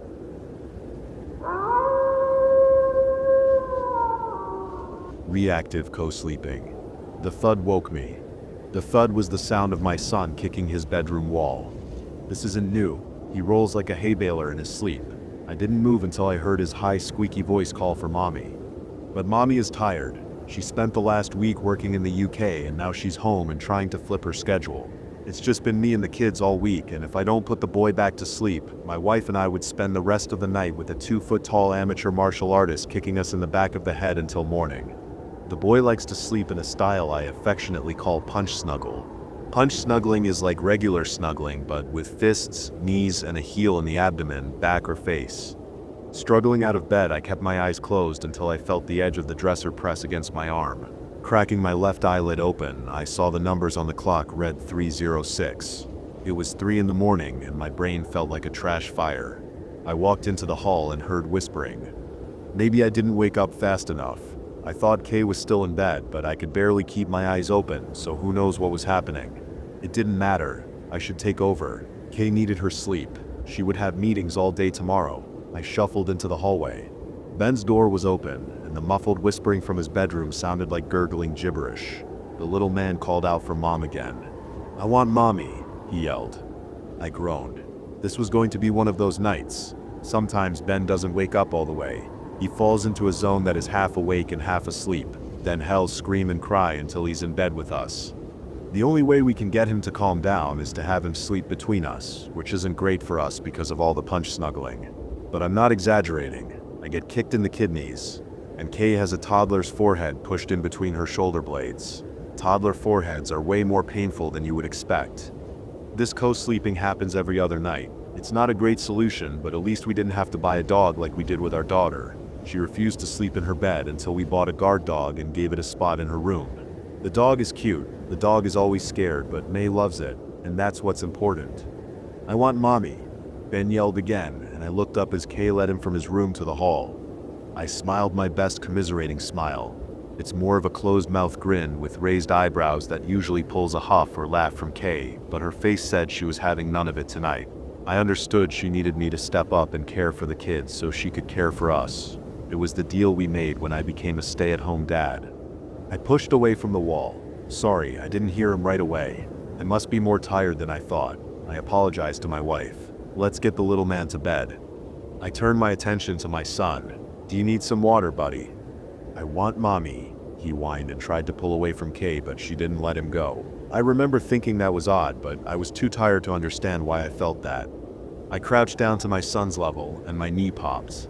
"Hey little man, mommy is right next to you. She's holding your hand."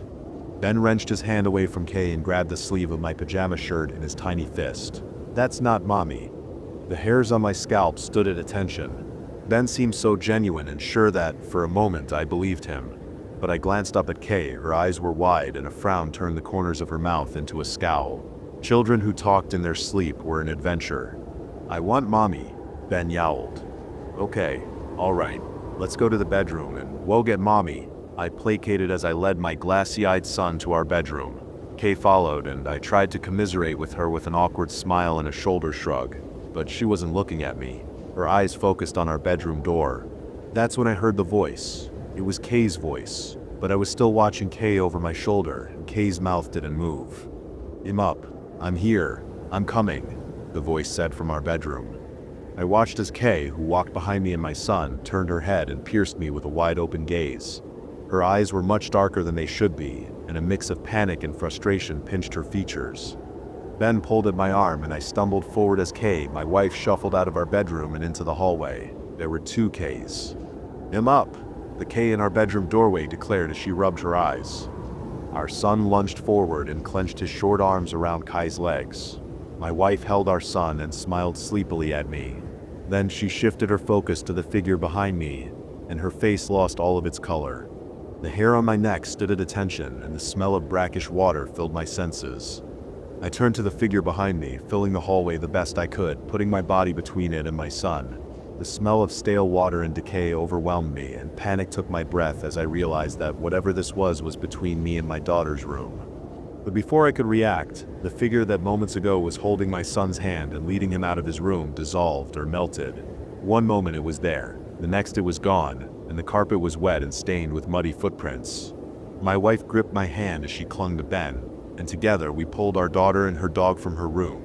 We refused to let go of each other, which confused our preteen daughter, but she had dealt with her parents' weirdness before and didn't complain much as we piled in the car. We left the house that night and haven't been back since.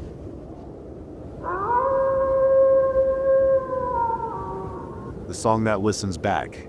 I work at a used record store. It's one of those places that smell like old vinyl and dust, where collectors come in hoping to find some rare first pressing, and teenagers buy band shirts for bands they've never actually listened to. Most days I'm behind the counter, sorting through stacks of scratched CDs and battered cassette tapes, deciding what's worth selling and what belongs in the trash. Most of the time it's just junk in cracked cases, bootleg mixtapes, the occasional weird indie album nobody remembers. But sometimes we get something strange, like the CD I found in a plain black jewel case. No cover art, no track list, no label, just a title scrawled in shaky silver Sharpie across the case. Listen Alone. I almost tossed it. Stuff like that usually meant some garage band's failed demo, or a burn mix, someone made years ago and forgot about. But there was something about it that made me pause. Maybe it was the handwriting.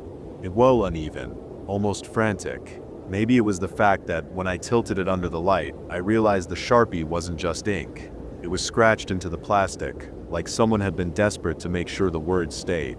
I popped open the case. The disc inside was plain silver, no markings, no logos, just a faint, oily smear across the surface, like someone had handled it with dirty hands. "Hey Chris," I called. Chris was in the back of the shop, stacking boxes of vinyl. He glanced over, brushing dust off his hoodie. "What's up?" I held up the CD. "Ever seen something like this?" He frowned, walking over. "Homemade? Looks creepy as hell. Think it's worth anything?" He snorted. "Nah, but now I'm curious. You gonna play it?" I hesitated. He maybe later. I grinned. If it's cursed, don't bring that bad juju in here. I laughed, but something about the CD still made me uneasy. That night I decided to play it. That night, after my shift, I sat on my bed with my laptop open, the CD case resting beside me. I kept glancing at it, debating whether or not I actually wanted to play it. There was no reason to be weirded out. It was just a burned disc, someone's lost playlist, nothing special. Still, I waited until my roommate Sam had gone to bed. Something about the words "Listen Alone" scratched into the case made me feel like I was breaking some kind of rule. Finally I sighed, grabbed my old CD player and slid the disc inside. A low hum filled my headphones. At first I thought it was just static, like a radio station struggling to come through. Then, faintly, a melody emerged. The music was slow and eerie, played on what sounded like a warped piano. The notes wobbled, like they were slightly out of tune. It reminded me of an old music box, the kind you'd find in an attic, covered in dust. Then I heard the whispers. They were buried beneath the music, too faint to make out. I turned up the volume. The whispers got louder. At first I thought they were part of the song, some weird experimental layering. But the more I listened, the more they started to sound responsive. When I shifted on my bed, the whispers changed pitch. When I cleared my throat, they stuttered, like they were listening. A chill crawled up my spine. I reached for the stop button, and that's when I heard it. Not from the headphones, but from the corner of my room, a whisper. I ripped off the headphones and sat frozen, heart pounding. My room was silent, but something felt wrong. The air was thick, pressing against my ears. I turned on my bedside lamp. The moment the light flickered on, the pressure in the air vanished. I stared at the CD player. The track was still running, but without my headphones, I couldn't hear anything. I hesitated, then pressed stop. Silence. I let out a shaky breath, laughing at myself. I was being ridiculous. It was just a CD. The next morning, I almost convinced myself I imagined the whole thing. I had been tired, half asleep. Maybe my brain had filled in the silence with something weird. That happens sometimes, right? Still, I couldn't shake the feeling that the whispers hadn't come from my headphones, that they had been in the room with me. I shoved the CD back into my bag and decided to forget about it, but it didn't forget about me. That afternoon I was working the counter at the record shop when Chris strolled in, munching on a bag of chips. "Yo, you check out that CD last night?" I hesitated. "Yeah, it was weird." Chris raised an eyebrow. "Weird how?" I shrugged, trying to sound casual. "Just creepy ambient stuff. Whispers and static." Chris grinned. "Damn, I love that kind of stuff. Let me hear it." I almost said no, but that felt stupid. It was just a CD, so I handed it over. Chris popped open the case, inspected the disc, then grabbed a pair of store headphones and slipped them on. He hit play. At first he looked amused, then confused, then something else. His fingers twitched over the pause button. His expression darkened. Then he ripped off the headphones. "Dude." His voice was barely above a whisper. I frowned. "What?" Chris swallowed. I just heard my own voice. A cold knot tightened in my stomach. "What do you mean?" Chris glanced around the shop, like he wanted to make sure we were alone. He leaned in, lowering his voice. It played something I just said, but slower, like it had been recorded and warped. My skin prickled. What did it say? Chris hesitated, then whispered, "Damn, I love that kind of stuff." I felt something crawl up my spine. Chris took a shaky breath, then forced a laugh. "All right, that's messed up." "Yeah," I muttered. Neither of us said what we were both thinking. The CD had recorded him. Chris and I sat behind the counter, staring at the CD like it might start talking on its own. "It's gotta be a trick," Chris said finally. "Like, maybe it's got some kind of pre-recorded speech that just sounds similar to what I said." I wanted to believe that. I really did. "Play another track," I said. Chris shot me a look. "Dude, we need to know if it's just random." Chris sighed but didn't argue. He slipped the headphones back on and pressed play. I watched his expression carefully. At first, he just listened, brows furrowing. Then his face went pale. His breathing hitched. He yanked the headphones off so fast they nearly snapped. "Chris?" He didn't answer right away. He just swallowed, staring at the CD player. Then he muttered. It said my name. A cold weight settled in my stomach. "Maybe it's..." "No." His voice was flat. It said, "Chris, I hear you." The store suddenly felt too quiet. The usual hum of the air conditioning. The distant sound of traffic outside was all muffled, like the world had taken a step back. I forced a laugh. "Okay, maybe someone just burned a weird experimental sound album. You know how people make those creepy AI-generated voices?" Chris didn't laugh. He kept staring at the CD. "Yeah," he muttered. "Maybe." But I could tell neither of us believed it. That night I told myself I wasn't going to listen again. Then around midnight I changed my mind. I wasn't even sure why. Something about the CD was nagging at me, like an unfinished sentence stuck in the back of my mind. I sat on my bed, slid the CD into my player, and pressed play. The music started slow and eerie, that same off-key piano. But this time I didn't just listen. I paid attention. The whispers were still there, hidden under the melody. But now I noticed something. They weren't random. They were layered, like there was more than one voice. I turned up the volume. The whispers grew louder. I leaned in, straining to make out words. Then they changed.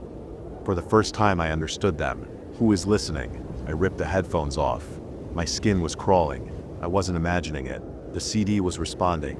I turned my head slightly, listening. Somewhere in the dark of my room, something shifted. I didn't see anything, but I felt it, like the air itself was leaning closer. I hit stop. Silence. I turned on every light in my room and didn't sleep. At work, I was on edge. Every time the store door creaked open, I flinched. Every time a customer walked too close, I felt my skin crawl. Chris noticed. "Dude, you good?" I hesitated. "Yeah, just tired." Chris squinted at me. "This about the CD?" I hesitated too long. Chris sighed. "Look, man, I know it freaked us out, but we're overthinking it. Probably just some creepy art project. Some sound guy playing around with audio layering and subliminal messaging." I wanted to believe that. But then, the store speakers turned on by themselves. A blast of static filled the shop. Customers flinched. Chris swore and rushed to the stereo. "The hell? I didn't touch anything," he muttered, fiddling with the buttons. Then, through the static, something whispered. Low, almost drowned out by the noise. But I heard it. "Who is listening?" I felt cold all over. My pulse hammered in my ears. Chris finally got the speakers to shut off. He turned to me, shaken. Okay, that wasn't just me, right? I didn't answer, because I had bigger problems.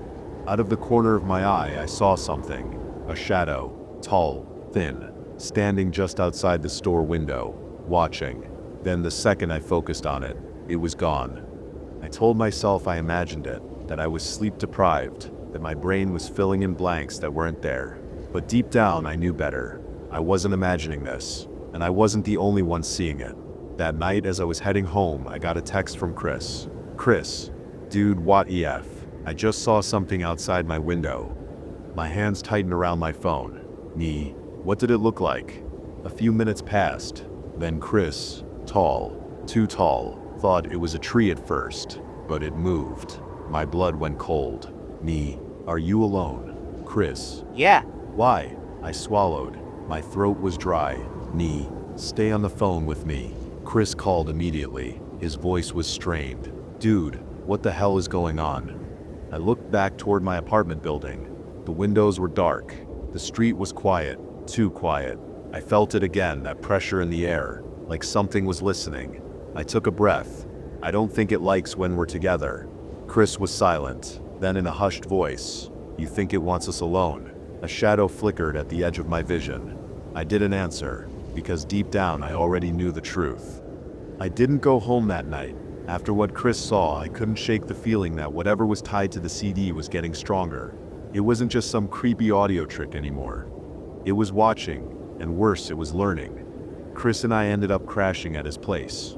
We didn't talk much, just locked the doors, turned on every light, and tried to pretend we weren't both jumping at every sound. Around 3 a.m., I woke up to static.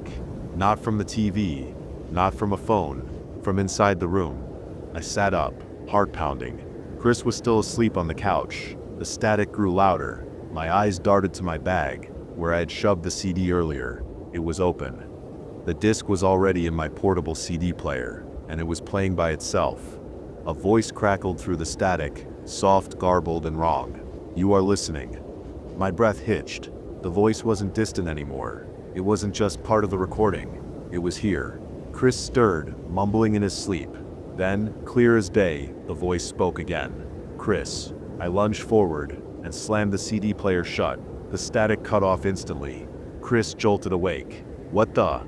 I didn't answer. I was too busy staring at the CD, because now, for the first time, the blank disc wasn't blank anymore. New words had been scratched into the surface. Listening is not enough. It wants more. Chris and I didn't go back to sleep. We spent the rest of the night in tense silence, watching the shadows stretch across the walls, waiting for something to move. By morning, Chris looked like hell. We need to get rid of it. I nodded. Yeah, but how? Chris rubbed his temples. Break it. I thought about the words scratched into the disc. Listening is not enough. A sick feeling twisted in my gut. What if breaking it isn't enough either? Chris' face darkened.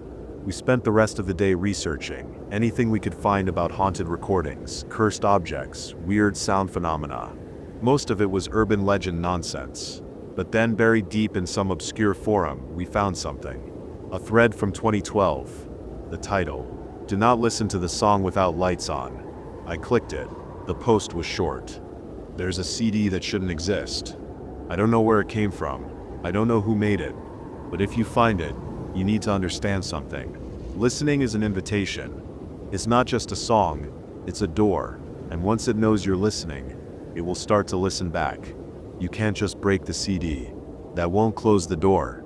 You have to replace it. I turned to Chris. Replace it with what? Chris scrolled down. The replies were filled with dead accounts, deleted users. But one comment stood out, a single sentence. It needs a new listener. Chris and I sat in silence, staring at the screen. Neither of us wanted to say it. Neither of us wanted to admit what the comment meant. The CD wasn't just cursed, it was alive. And it wouldn't stop until someone else listened. Chris ran a hand through his hair. No. Hell no. We're not giving this to someone else. I swallowed hard. Then what do we do?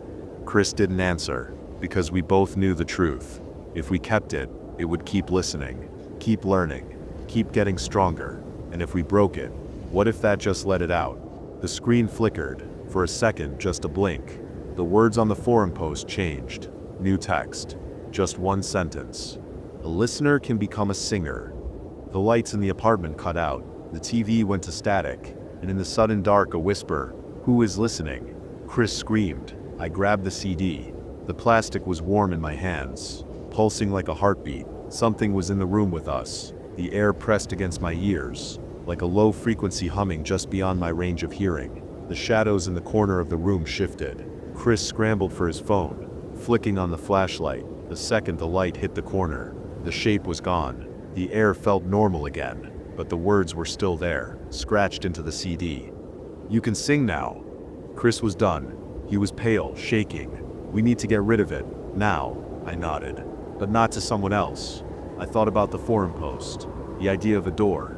Maybe we couldn't destroy the CD, but maybe we could close the door. Chris drove while I held the CD in my lap, feeling its faint warmth. The longer I held it, the more I swore I could hear something static at the edges of my hearing.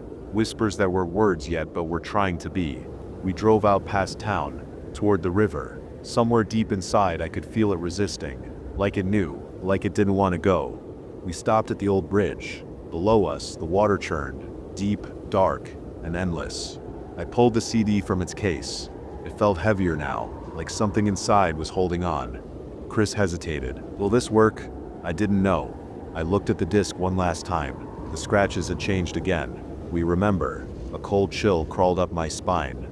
Then, before I could second-guess myself, I threw it. The CD spun through the air, just a silver glint in the dark, then hit the water. And the moment it vanished beneath the surface, the whisper stopped. The air felt normal, lighter. Chris let out a shaky breath. "Is it over?" I didn't answer right away, but as I listened, really listened, I realized something. The world was quiet again. A week passed, then two. No whispers, no flickering lights, no watching shadows. It was over. Chris and I never talked about it again. We didn't want to, but sometimes when I close my eyes, when the world is perfectly silent, I swear I still hear it. Just for a second, a faint hum, buried in the static, listening, waiting. But this time, it's waiting for someone else.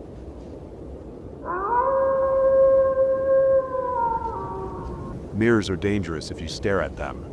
I found out about the mirror dare from a close friend at school, Calvin. He was always amongst the upper echelon of students when it came to grades and stayed at the school library after hours to continue studying and completing his homework.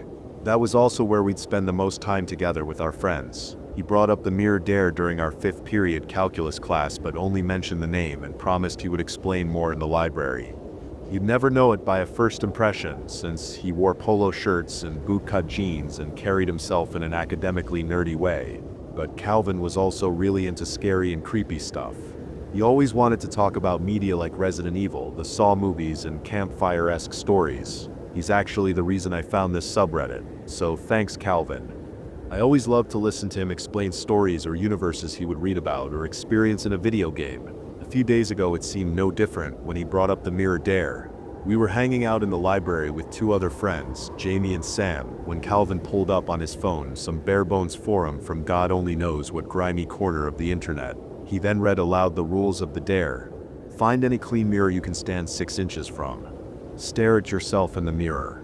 Stand completely still. See how long you can last. Sam, a friend of mine I've known since preschool, cutely laughed upon hearing the last rule. That's just bait to prove how short our attention spans are. I bet you a boomer posted that out of spite for kids our age. It's not our fault our childhoods are more entertaining than slapping mud with sticks and stones and listening to a radio. She ranted. Sam's wit was unmatched in my opinion. This was probably why I had a pretty big crush on her, which I hid, us being friends for so long and all. I don't know why she hung out with our small socially inept group. No, Jamie pitched in. The dude's name is Sonic Pro Master 2017. I believe he's more likely to be 7 than 77 any day, he said, pointing at the username above the post. We could ask him, I jokingly responded. Hell no, Luke. The people that post on here are weird. I don't want to be roped into any contact with those types. Calvin rejected. Sitting on a couch in the library, we argued over who the poster of the mirror dare could be, whether he lived in his grandparents' basement or in a public park bathroom, and whether or not we should try the mirror dare. Initially, we all thought it was stupid, and decided to share funny TikToks with each other until we got kicked out for not using the library in an appropriate manner. Calvin was a little pissed at this, since he didn't want to be barred from his favorite after-school hangout spot. We were strolling down the halls until Sam made a proposal. Why don't we just go to the bathroom and try it? It was easy enough to agree to. We didn't have anything else to do, and so we decided to find one of the individual-sized school restrooms with a lock and carry out the mirror dare, or at least try. It was less of a full commitment to the dare and more of a bit we acted out. We made Jamie lean over the bathroom sink and stare at himself in the splotch-stained and cracked mirror since he was the most apprehensive to volunteer. As he stared at himself, Sam stuck her finger in her mouth, really marinating it, and gave Jamie a sopping wet willy. His concentration was decimated, yet he tried again. The entire dare session consisted of tickling Jamie, us moaning from the stall, acting like there was a poltergeist in the bathroom, and also Calvin crunching chips loudly in Jamie's ear, refusing to give him any because the mirror man said no. Jamie, reasonably, was done with his part in the mirror dare, and we all decided to go our separate ways and head home. I tried it again in my bedroom. I have a standing mirror roughly 6 feet tall tucked in between my dresser and computer desk. A persuasive curiosity grabbed a hold of me when I was playing games on my computer. I had a headache and took a break from any blue light or screens. But then, of course, I got bored just sitting around doing nothing. Maybe the forum boomer was right. I decided to do the mirror dare myself. At some point in the school bathroom, we somehow managed to break every single rule. I'd be lying if I said I wasn't horsing around because I was scared to some extent. Maybe the others were too. Except Jamie, he doesn't have much going on up there. But now I had the urge to do it right, so I stood there a few inches away and stared at myself. Initially, it had the effects I was hoping for. My breathing had slowed down to a meditative pace. My mind felt clear. How much of that was owed to the dare, or just because I wasn't stimulating my brain, I don't know. But it was undeniably calming. Ironically, as I kept staring at my features I've grown so familiar with, the more unfamiliar they became. It's like when you think about a word for too long and notice how odd it's spelled or pronounced. It just felt weird. I had never taken the time to actually look at myself in this analytical way. So close, so oddly personal, so unrecognizable. I know what I look like.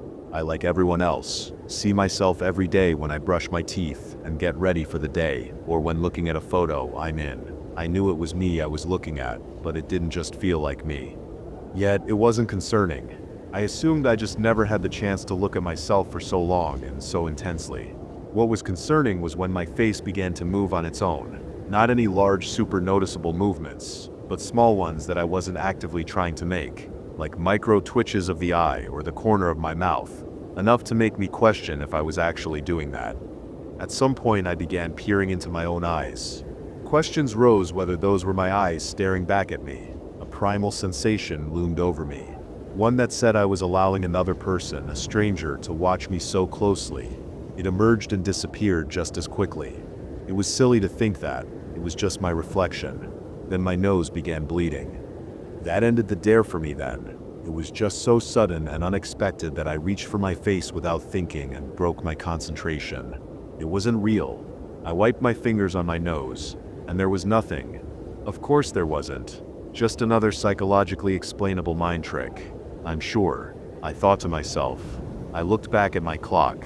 11:25 p.m. I had only stared for 9 minutes. The following school day, we were playing basketball in my PE class, starting with layup drills. We formed a line and would all run under the hoop and shoot a layup, then circle around to the line. Since this was the first drill, I assumed it would be the easiest. I would never find out how difficult the others were because when I jumped to lay up my basketball, something clocked me right in the nose. It was a flicker of darkness followed by a numb bruising pain. The tip of my nose was shrieking where my skin was cut up. I didn't know blood could gush from anyone's nostrils so fast. The gym coach immediately rushed to my aid and handed me a spare jersey to hold under my nose. He told me to skip the remainder of class and head to the nurse's office. I may be a bit dramatic. It wasn't that bad. The blood stopped within the hour and my nose survived with only lingering irritation where a very thin layer of skin used to be. Thankfully, that was my last class of the day and I could tell my friends what had happened in the library. Of course, the mirror dare was the first thing that came up. "How long, Luke?" Jamie asked. "Only 9 minutes. Didn't feel that long though," I remarked while feeling my tender nose. "Anything spooky happen? Did you see a ghost? Did Bloody Mary show up? Sam butted in. No, dumbass. She only appears when you say her name 3 times, Jamie said. I didn't see anything too weird or unexplainable. I guess the longer I looked, the more my face felt like it was morphing or changing. Kinda felt strange, but I think that's just because I was going brain dead staring for so long. Made me feel gullible for trying it. You were brain dead before the dare, Sam said before looking at me. That's a real schnauzer you got there, bud. Bud, that hurt more than the basketball. I got pelted in the face with an air ball at the gym. The asshole was shooting from the 3-point during a layup drill. Ruined my shirt, I said, unzipping my hoodie to show everyone my blood-stained shirt collar. They all cringed at the sight. It's funny, I thought I had a nosebleed yesterday while looking in the mirror, which had freaked me out more than it actually did today. Otherwise, I would have gotten farther than 9 minutes. Calvin glanced at me swiftly, seemingly in unconscious reaction. I only now noticed the bags under his eyes. Jamie and Sam and I sometimes questioned Calvin's health when he wasn't around to hear. We didn't know much about his home life, but assumed it wasn't the best, considering he always wanted to be at school. Sometimes he would show up looking drained, wearing the same clothes as he wore the previous day, but today he looked much more tired. You would thought he was aggressively hungover if you didn't know Calvin never even knew what alcohol tasted like. Wait, Sam said abruptly. You can't just not put that together. Am I the only one that thinks that's weird? No, that's definitely weird. Luke, you idiot. You're saying you saw your nose bleed during the dare and then it actually bled later on. You're a fortune teller, Jamie cheered. I did feel dumb for not putting it together, but I also felt a sense of fear now that I realized the eerie connection. As Jamie and Sam laughed at the joke, Calvin stayed quiet. His gaze had never left me. I bet I can get the longest time tonight. Your 9 minutes are cooked, Luke, Jamie spouted. And with that, we left the library with the plan to try the mirror dare once again. We all agreed. Some of us more excited than others. To rephrase, I decided not to do it that night. When they had brought up the whole bloody nose thing, I began feeling an irrational fear similar to what a child would feel sleeping in a dark bedroom. I knew it was a silly thing to be scared of, yet I still felt afraid. I was so paranoid that when I had to use the toilet that night, I entered the bathroom with my eyes closed and blasted hot water from the sink. When I was sure the mirror had fogged up and when I couldn't hold it anymore, I opened my eyes and entered to do my business. I was deeply fearful of my own reflection. It was embarrassing. The next day, Calvin was absent from our calculus class. I tried texting him, but he didn't respond. That guy never missed school. Calvin not responding to you guys either? Sam asked, as we all sat in the library. Jamie and Sam had been calling him throughout the day with no response. We would ask his parents where he was, but none of us had their numbers, let alone even met them. You think he died? He looked like a Tim Burton character yesterday, Jamie said. Jamie, shut up, Sam said, disregarding him. You shut up. I bet I got a longer time than you, he said in a snarky voice. 36 minutes, Sam dropped casually. 3, Jamie mumbled. I couldn't fathom looking in the mirror for that long. I thought that Sam must have had the patience of a monk. I don't want to do it again, she added. It was like what Luke said. I felt like I didn't recognize myself after a while. I thought it was silly at first too, but then I got this numb feeling, like I was comfortable just standing there and looking at myself.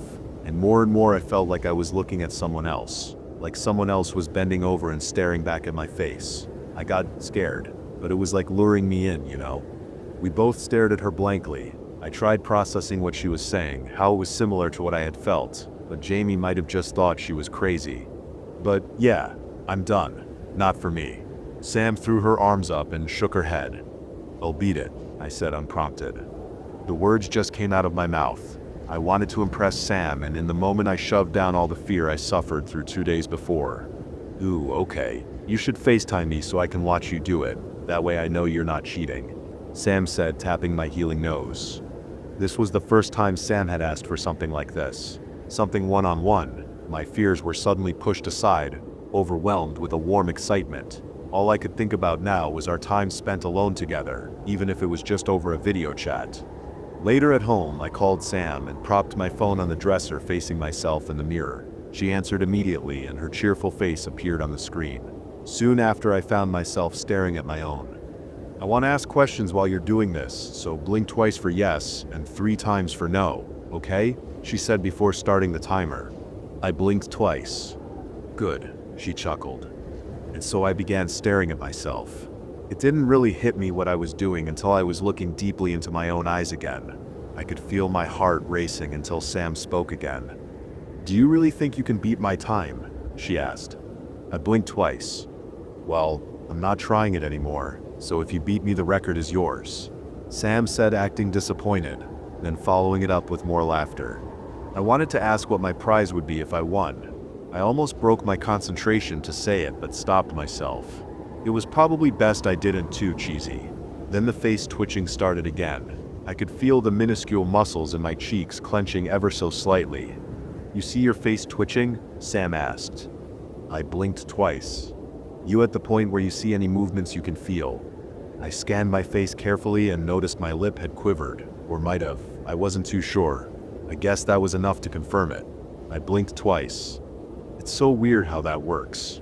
I don't like thinking about my body moving on its own," she said, her voice sounding more distant from her phone. Maybe she was off doing something while I stared at the mirror. That's when I felt something different, something new that I hadn't felt last time. Gentle brushing on my face like a soft breeze was caressing my skin. Sam must notice my discomfort. "You must be seeing something I can't see, 'cause from here, everything still looks fine." I blinked 3 times. "Well, you're 10 minutes in now. Get it together," she said. That gave me a small boost of energy. However, it was quickly stripped away once I heard crunching. It was very audible, like she was chewing right by her phone. I began blinking slow and rhythmically, hoping she would get the idea. "Ah, sorry, I forgot. I'll just mute myself until I'm done. Wanted to get popcorn for the show," she apologized. Thank God, I thought to myself. And then I noticed something weird as my mind was drawn away from her words. I was angry. Like, my face looked angry even though I didn't feel angry. Eyebrows furrowed, chin and lips scrunched, full on mad. I was a little annoyed when Sam was crunching in my ear, but now I looked cartoonishly enraged. It was extremely odd. My brain didn't know what to do, seeing my expression so intense, yet I felt no tension in my face. It felt like my brain was attempting to mimic a feeling of tension that should be there around my chin and nose and cheeks and brow. The mix of witnessing this angry expression and being unfamiliar with the face before me, a sudden urge to help this man erupted. I wanted to talk with him. I wanted to know what made him so angry, as to see if I could help him. I don't mean to sound narcissistic or self-pitying, because that is not where this feeling came from, but I wanted to bond with this stranger in the mirror. "I know you like me, and that you're doing this for me," Sam suddenly spoke. Her voice surprised me, and that grin expression subtly morphed to that of a neutral one, as if my brain was recollecting what I was truly seeing. My chest fluttered with emotions at just that single sentence. "Just sitting here, watching you. I realize how brave you are, Luke." Her voice sprinkled all over me like a soft, misty rain. "I notice you looking at me at school, the way you've always looked at me when you thought I didn't see you." She giggled. It was at this moment I realized I could stand here forever. Forever looking into the mirror and hearing the voice of a girl I've known my whole life, until an abrupt ding erupted from my phone. I finished eating. "Damn, I feel bloated," she spoke candidly. She had unmuted herself. My heart wilted over and died at the sudden realization that the voice I heard speaking may have not been Sam's. It felt so real. What I just heard had to be real. Her voice was so clearly audible from the phone's speakers. This wasn't just something that my brain could conjure up for me. My breathing was on pace with my heartbeat. I could see my chest heaving and shuddering in the mirror. The thought of looking at my phone dashed through my head, but it just felt wrong, like I wasn't supposed to. Like if I looked away from the mirror, I would be in trouble. "Luke, are you all right? Remember to blink for me, okay?" she said. That's right. Maybe I could let her know something was wrong. I blinked 3 times for no. Sam didn't acknowledge it. I tried it again. Still nothing. "Is my phone frozen?" Her casual tone worried me even more. I tried rapidly blinking. I saw flashes of my face interrupted by darkness. I blinked as hard and fast as I could, just hoping she would say something. "Your head's still moving, you know. You're not funny." She really couldn't see me blinking. I had tried everything, so I stopped and kept my eyes open. My reflection continued to blink. If I already wasn't able to move, that would have paralyzed me with the fear I felt. No man was supposed to see themselves with closed eyes. It felt like a stranger was invading my space, and there was nothing I could do about it. I wanted to cry so bad. to feel the tears run down my cheeks. At least that was something I would have been able to control. But it didn't matter. I knew I wasn't in control anymore. Whatever the mirror dare was, I had taken it too far, and there might be no return. Then the mirror image of myself leaned back slowly, only centimeters a second. It leaned farther and farther and farther, falling into my mirrored dim bedroom. And then with a loose and limp neck, it swung its forehead at the mirror, at me. I heard the thump, the crack of the mirror, and I reflexively flinched away. I stood with my hands raised in front of my face, as if to shield myself, lowering them as I grew accustomed to the lack of intense focus I was just freed from. I could move again. "Sam," I pleaded. She didn't answer. I grabbed my phone on the dresser and was confused to find that it was dead. I had fully charged it when I got home from school. There was no way it was dead now. How long was I staring at myself? I had thought. I ran for the kitchen where I knew the stove had a clock on it. It was 1 a.m. I had been staring at myself in the mirror for 8 hours. Far longer than what I expected. I just stood there staring at the clock as I had done with my reflection. "Luke, is that you? Where the hell have you been? We've been trying to find you for the past hour," my dad said, barging into the kitchen and switching the lights on. "I've been in my room," I said, but my voice came out monotone and slow. I had felt like I took a nap that was hours longer than expected and had awoken in the middle of the night. "Your mom and I tried knocking on your door, calling, searching for your location on your phone. Nothing was working. You can't just ghost out on us like that." He was becoming passionately angry. A caring parental wrath emerged within his voice. "My phone was dead. I'm sorry. I don't know when it died," I said. My dad continued to lecture me on updating them on my whereabouts and always keeping my phone charged, but I was more worried about whatever the hell I had just experienced. When my dad decided he was too tired to ramble on at me, I immediately returned to my room and threw my phone on the charger. Missed call notifications flooded in from Sam and my parents, along with a few text messages from Sam. 9:53 p.m. "Dude, are you okay?" 10:01 p.m. "I can't tell if you can hear me or not. Can you please respond?" 10:05 p.m. "I'm really close to calling 911. You're scaring me." 12:16 a.m. "What you did was extremely rude and upsetting. I was so worried about you, and after pleading with you for so long, you just smile at me, and the phone hangs up. Was I even FaceTiming you, or was that just a video? If this is a prank, you're insane and need help. It's like you don't even consider me a friend." In a panic, I was about to call Sam back to apologize, to tell her I was okay, but I don't remember doing any of that. I don't know what I could have possibly said that didn't make me seem crazy. I remember picturing her in my mind yelling to get my attention as I stared at myself blankly. I didn't like thinking about what I was doing during that span of time where my memory seemingly disappeared. I decided to hold off on texting Sam. I had to call Calvin. He was the only person I could think of that possibly had any idea of what was happening to me. He picked up immediately. The call was silent for a moment. "Hello," I said. "Hi, Luke," Calvin said, oddly energetic and confident sounding at the early hours of the AM. I attempted telling him everything that had happened, minus the part that Sam was watching the whole thing. I was still embarrassed and scared about that, and wasn't ready to accept everything yet. "You shouldn't have stopped looking," he screamed into the phone. His tone switched entirely from friendliness to pure rage. He hung up immediately after that. I tried calling him. The ringer abruptly stopped, and I was sent a voicemail. I just sat there full of confusion and fear. I had so many questions that I was afraid to have answered. I decided I was going to stay awake the entire night, partially on my phone and partially sitting in silence doing nothing. I didn't want to be unconscious again. There was a knock at my window, booming and strong enough to jolt me out of my stagnant bed-rotting trance. I looked over at my white curtains. Another knock. My legs were shaking, not knowing if they should carry me to the window or keep me still and hidden. I decided not to move. "I know you're there," a muffled yet familiar voice called from outside. I don't know if it was the fatigue or the come down from an adrenaline rush accumulated throughout the evening that lowered my guard, but I decided to investigate. I slowly crept up from my bedside and ran my hands down the curtain, pulling it slightly aside. A figure stood right below the window. His face barely revealed in the moonlight. It was Calvin. "Let me in now," Calvin said with a blank expression.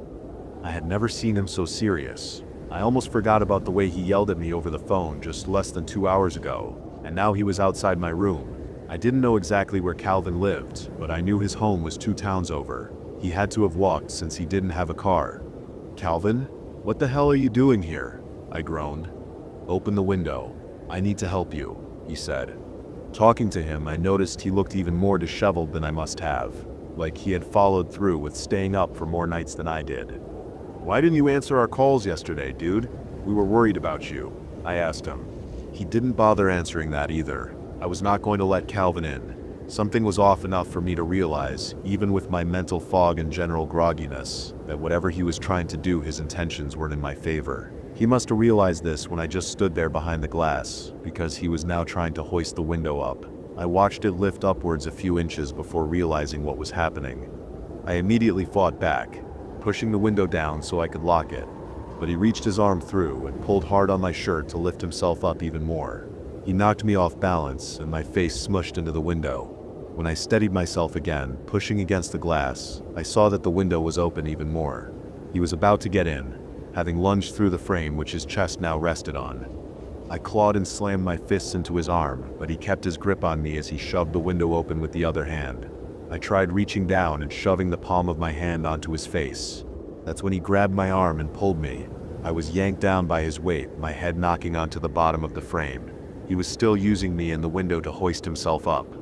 Then everything went black as Calvin lost his footing on the side of my house, falling to the ground with one hand on me and the other on the wooden trim on top of the window pane. The window came down on my neck like a guillotine. When I awoke at the hospital, a long process that consisted of waves where I dipped in and out of consciousness, everything above my chest was in severe pain. A nurse was present when I awoke, but I could barely speak, let alone move my head to get her attention. I resorted to rapping the metal hospital bed frame with my knuckles. When she realized I was awake, she brought my parents. It was hard watching my mom hold back tears, but my dad reassured her and I that everything would be okay, and the doctors told them I'd recover within a few months. It was explained to me at some point by the nurse and my parents that my neck was broken. Police were called and assumed I was fighting off an intruder due to the ripped shirt and bruised arms, signs of a struggle. I had to tell them what happened with the notes app on my phone, that Calvin had tried to break in and accidentally slammed the window on me, or at least I'd hoped it was an accident. I still try to believe that it was. When I told them what had happened, my parents assured me they would bring this information to the police. Later that day, Sam and Jamie visited me. When they walked into my hospital room, they carried with them a box roughly the size of a milk crate. They sat by me, setting the box on a nearby table, and told me how glad they were that I was making a full recovery. I appreciated the sentiment of their visit, but was too tired to respond with my phone. I just smiled at them. Before they left, Sam told me something that brought back the fear I felt while I was staring at the mirror. Calvin gave us this at school during lunch. He mentioned he was sorry about what happened. Obviously, we had no clue what he was talking about at the time, but he wanted to be sure that we gave you his present. Your parents told us what he did, so I guess if you want us to throw it out, we can, she explained. I blinked 3 times. "Want us to open it for you?" Jamie asked. I blinked twice. Sam and I watched as Jamie tore open the cardboard box. Something shiny emerged from the packing peanuts and paper. Jamie lifted it. It was a mirror. They decided to leave it on the table facing away from where I lay, which was all right with me. Just glancing at the dark black screen of my phone when it's turned off scared me enough to avoid typing this out, but I found resilience, with enough time. It gets boring doing nothing all day but wishing you could move freely again. Knowing what I know now, I'm not sure how I can live a normal life. Brushing my teeth won't be a big deal, but shaving might be harder. I'm always gonna have to ask for second opinions on outfits and rely on others to tell me how I look. I just can't imagine myself being near a mirror and not thinking about what happened that night. What might happen again. I wanted to share this as a warning. Do not emulate anything I did. Do not stare into mirrors too long. You will regret it.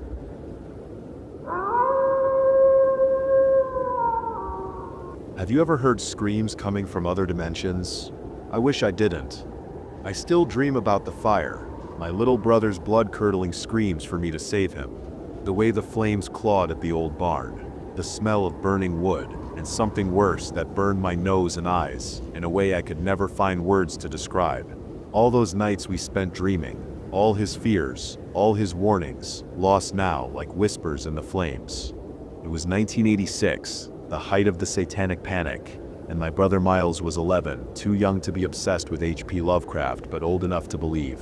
That summer, we went to the library often, caught in an unspoken competition to see who could read more books. Miles was a brilliant little nerd, landing himself in the gifted and talented program at school by excelling in reading and writing. His creativity was off the charts, and though he was 2 years younger than me, his intellect cast a long shadow. While I was reading fantasy novels, he had become enthralled by folk horror. After devouring as many tales as he could, he became convinced, toward the end of the summer, that something lived beneath our farmhouse garage in Little Falls. Paranoia was running high in our little armpit of New York due to kidnappings of children in the area between us and Syracuse. Miles confided in me that the disappearances weren't the work of some drifter, but something older, something that had found a way through. I didn't believe him.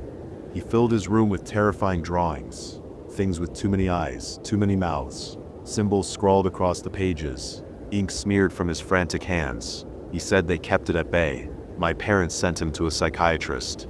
It didn't help. Instead, he became even more convinced that we were living near the mouth of some unexplainable horror.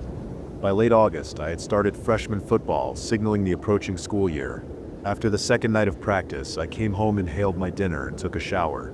When I came out, I caught him with his giant Herkimer diamond, chanting over a book from the library, mumbling guttural sounds no kid should know, except a nerd like him. The large rock with quartz crystal in it was his pride and joy. He loved Herkimer diamonds and bragged to anyone who would listen about the treasure he had found in the creek last summer. It was the perfect time to bust his balls. I mocked his ridiculous chanting, but he remained unbothered by my taunts. Only when I stepped into the circle he had drawn on the hardwood floor did he finally break concentration. He said he was working on a protective spell that, if he didn't finish, would all die. Seeing an opportunity to cast a negative light on the golden child whose intelligence outshined mine daily, I told Mom. She took the book away. Miles lost it, screaming, thrashing, shouting that we were unprotected now. He cried uncontrollably and, for the first time ever, swore at my mom. I cackled from the other room, listening to his tantrum. Finally, after an hour or two, he cried himself to sleep. But he wouldn't stay asleep for long. That was the night he set fire to the barn. I woke to the glow outside my window, to the sound of his voice shrieking through the night. I ran, barefoot, into the cold August air. Flames leapt from the barn, heat pressing against my skin. He was inside. I didn't think. I just ran in after him. Instinct took over. Though he was a royal pain in the ass, he was my brother, and I had to help him. The smoke clawed at my throat, my eyes. Shadows twisted in the fire's glow, and for a moment, I thought I saw shapes moving, not the flicker of flames, but something else. Something that shifted, reached. Miles, I coughed. Where are you? A small, trembling figure crouched near a giant hole in the center of the barn, exposed now, dirt scraped away, planks raised. Miles turned to me, his face streaked with soot and tears. He was whispering, eyes locked on something in the fire. I followed his gaze, and I saw them. They weren't fully formed, half silhouettes, half something deeper, darker, seeping through the space between the flames. The fire didn't consume them. It was as if they were the fire, feeding on it, growing stronger in its light. Miles reached for me, but before I could grab him, a beam above us cracked and fell. The impact sent me sprawling, searing pain shooting through my leg as debris pinned me down. Miles, I screamed, coughing, clawing at the wreckage. His eyes met mine, wide with terror. The flames surged behind him, and in them the things moved. He screamed as something unseen pulled at him. His body jerked unnaturally, his arms flailing, his voice twisting into something inhuman before the fire swallowed him whole. His screams bellowed like a million echoes all at once inside a vast cavern, and then nothing. I blacked out. When I woke up, I was in the emergency room. My father and mother huddled in the corner, sobbing. When we left the ER, we passed the fire trucks on our way home, on what would be the longest ride of my life. We pulled up the stone driveway, pebbles bouncing off the car as we skidded to a stop. The barn was gone, so was he, our lives smoldering ruins like the barn itself. The next day I saw it, like an ancient eye staring into my soul from my bedroom window. The old well beneath, now surrounded by a mound of scorched dirt. The fire chief said there was no trace of Miles, that he must have fallen down the well. They tried to see how far it went, but their cables and equipment weren't long enough. No bones, no remains. Beneath the earth of our farmhouse would be his final resting place, regardless of what his headstone in the cemetery said. My parents covered the well with steel, wood planks, and plastic to protect it from rot. Then they filled it in and planted grass over it. I placed a large Herkimer diamond in the middle of the mound to keep us safe, and I hoped in some way to protect him wherever he was. Nothing ever grew there. The quartz stone was all that remained. Now, decades later, after my mother's death, I'm back at the house. The stone, the Herkimer diamond that had remained a fixture for decades, is gone. The hole, the one they buried, is open again. It's late. From my old bedroom window, I see it. A reddish-orange light pulsing from deep within. Something is awake down there, and this time there's no one left to stop it.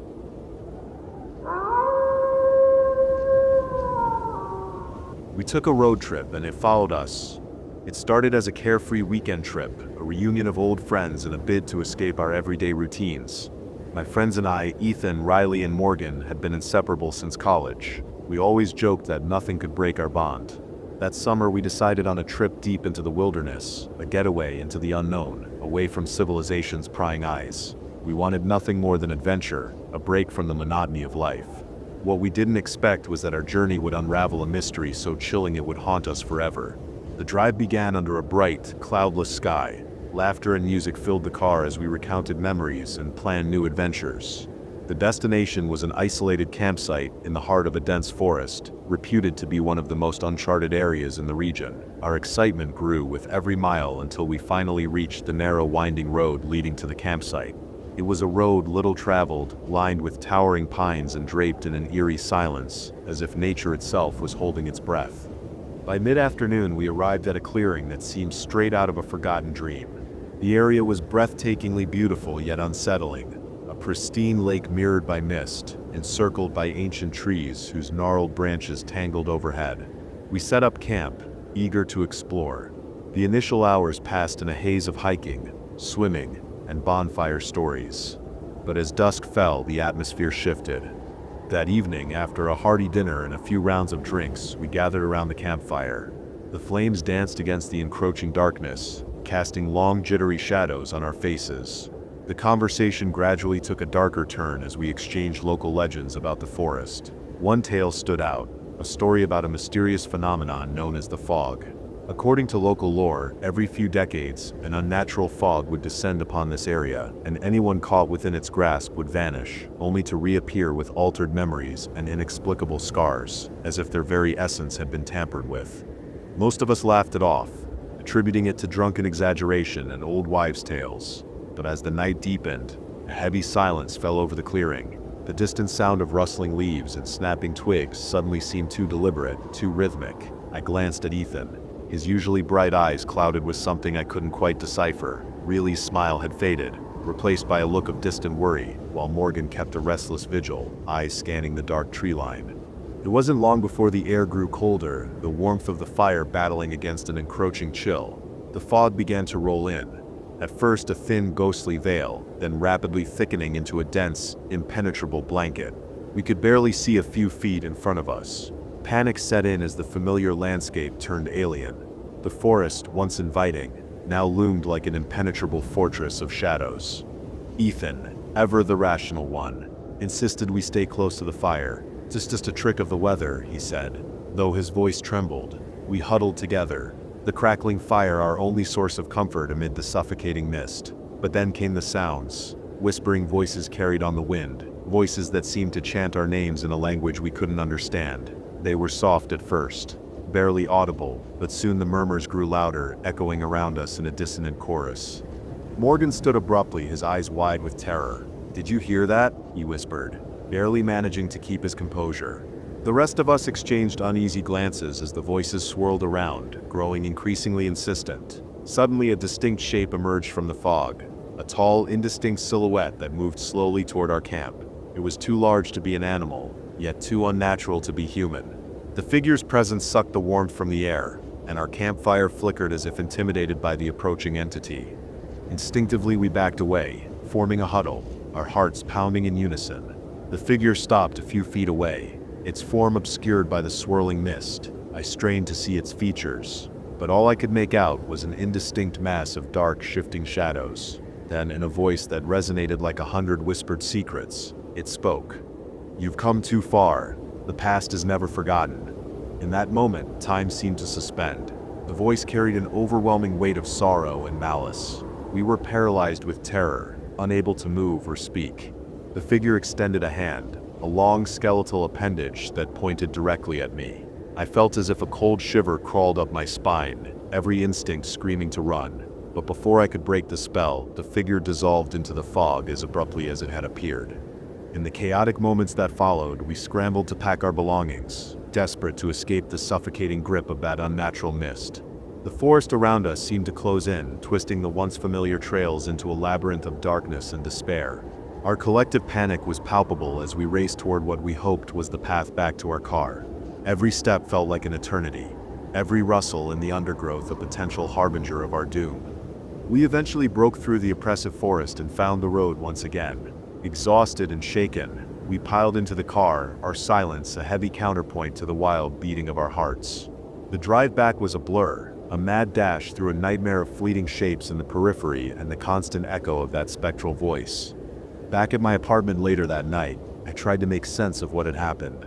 We all agreed that none of it was a hallucination, yet none of us could fully articulate the horror of that encounter. In the following days, subtle changes began to manifest. I started noticing odd marks on my arms, faint, almost imperceptible scratches that looked like they had been made by clawed hands. Riley mentioned recurring nightmares of a figure emerging from a thick fog, whispering incomprehensible words. Morgan became withdrawn, haunted by visions of a spectral figure standing at the edge of his window in the dead of night.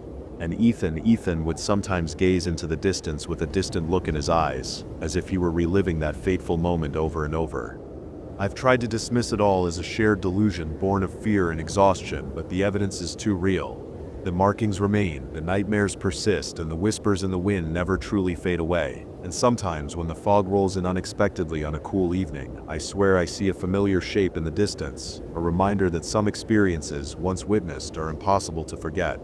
Now as I sit alone in the dark, listening to the wind howl outside my window, I can't help but wonder, was that figure a harbinger of something ancient and malevolent, or was it a manifestation of our collective guilt and buried secrets? The forest remains silent about its true nature, leaving us with more questions than answers. One thing is certain, the road to Hollow Creek is not merely a detour from reality, but a gateway to a realm where the past and present intertwine, where the mist carries the weight of forgotten sins, and where our darkest memories claw their way back into the light. And as long as that fog exists, we can never be truly free from what lies hidden in the shadows. What do you think? Is the road to Hollow Creek merely a trick of nature or a curse that chooses its own victims? I'm not sure, and I fear I may never know.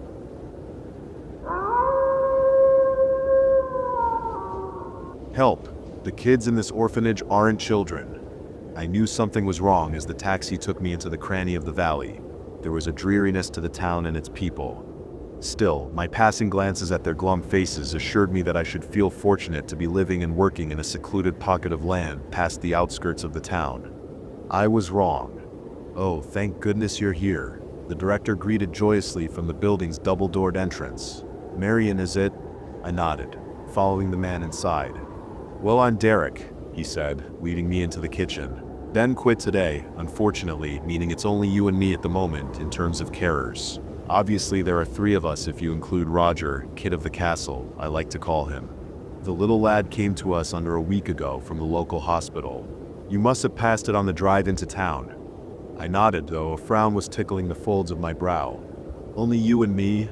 I internally echoed, recalling the man and woman I'd seen walking past the lounge's windows, whilst the taxi had come up the driveway. The young, handsome director wouldn't let me slip a word in edgeways, but I hardly cared. I felt a little smitten. He had a frenetic yet alluring energy. Like junk food, I was drawn to him. "How was the drive?" the director asked, interrupting my thoughts with the question and the loud sloshing of boiling water pouring from the kettle into 2 mugs. "It's pleasant around these parts. Quiet, uninterrupted. Wouldn't you say?"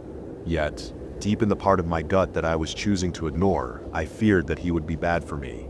Feared that I should quit my new job and leave. "I apologize if the driver told you any stories." Derek sighed, handing a steaming mug to me. Mothers die and children are left without parents, hence the heavy turnover at our lovely orphanage, hence the need for more helping hands like yours.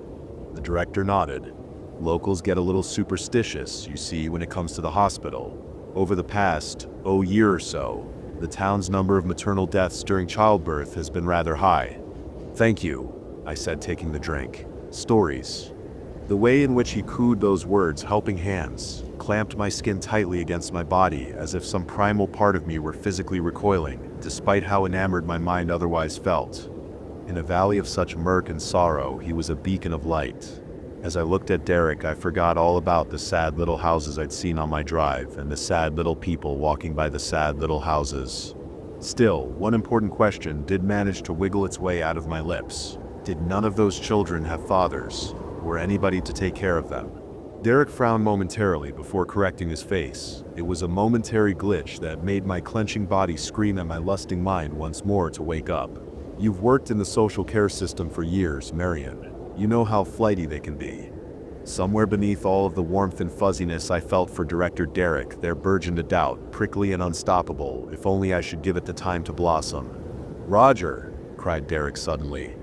"Ah, Marion," Roger said, extending a hand. "Wonderful to meet you, my dear." And in walked a little boy, 10 or 11 years of age, with a green waistcoat, beige trousers, and dark brown hair slicked back into a ducktail. It took all of my might not to muster a chuckle at the young boy's eloquent tongue. However, as we shook hands, the amusement faded. There was a coldness to his touch, and his eyes, that felt familiar somehow, dreadfully familiar, and I found myself, much to my shame, quickly withdrawing.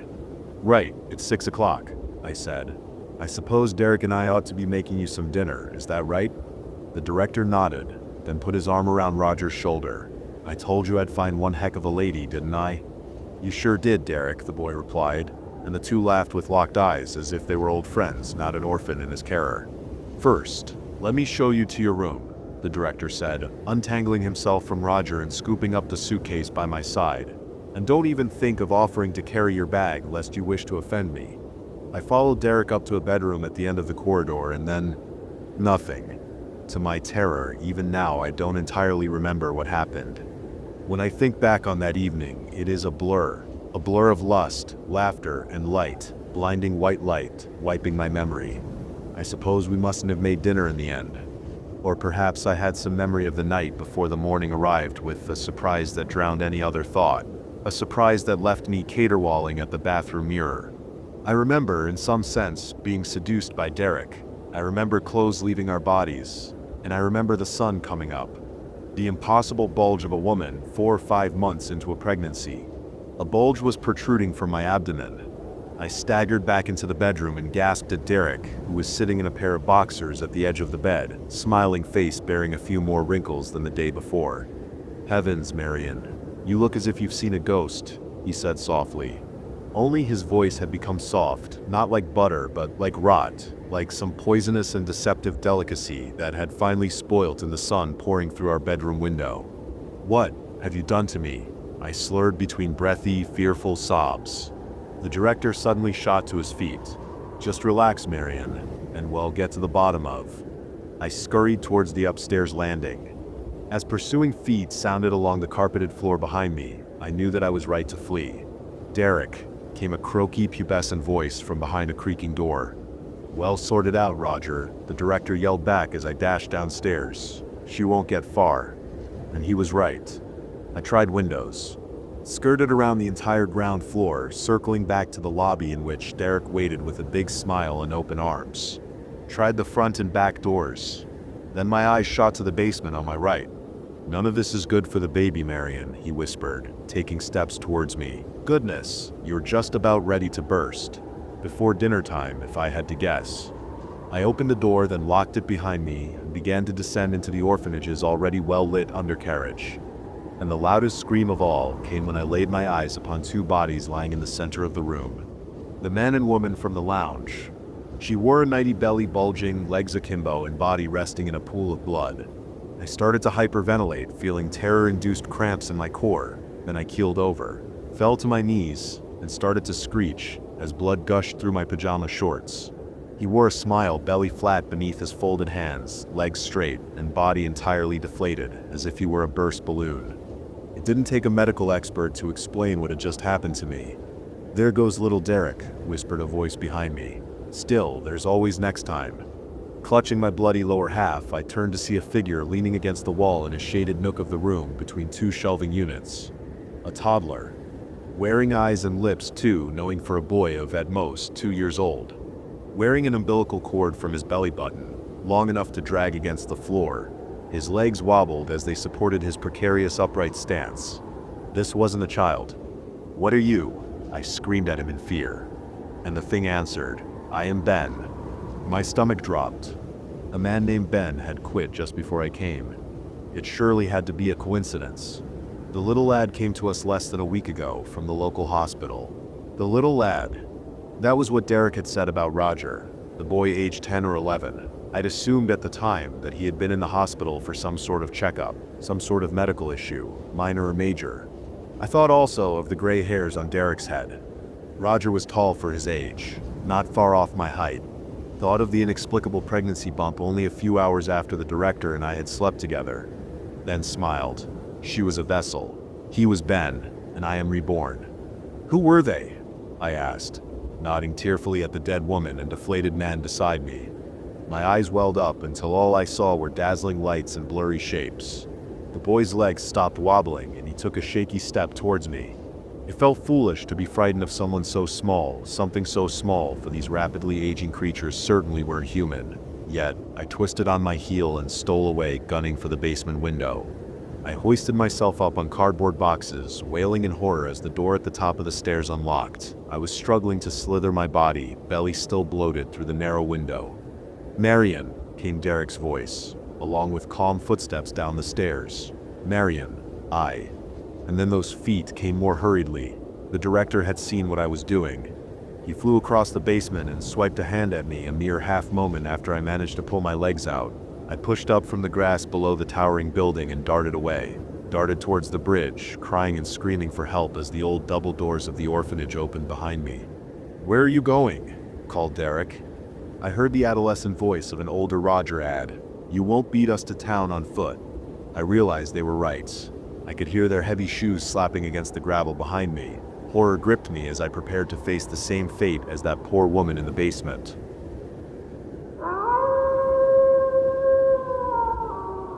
An app led me to an exclusive underground pop-up restaurant that promised to serve its guests like no other. My date is now on the menu.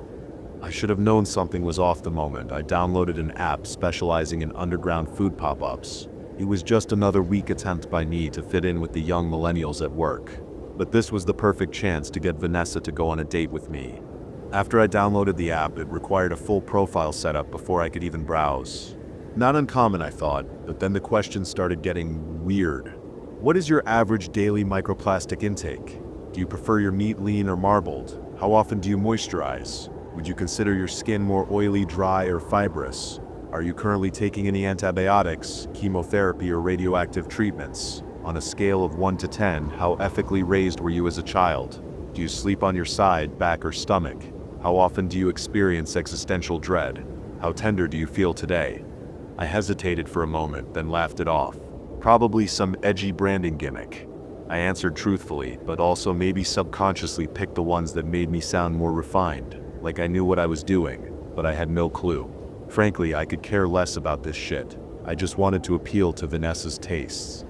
At the end of the quiz, the app congratulated me for being an ideal candidate. My exclusive invite had been unlocked. One destination lit up. Sublime Bites.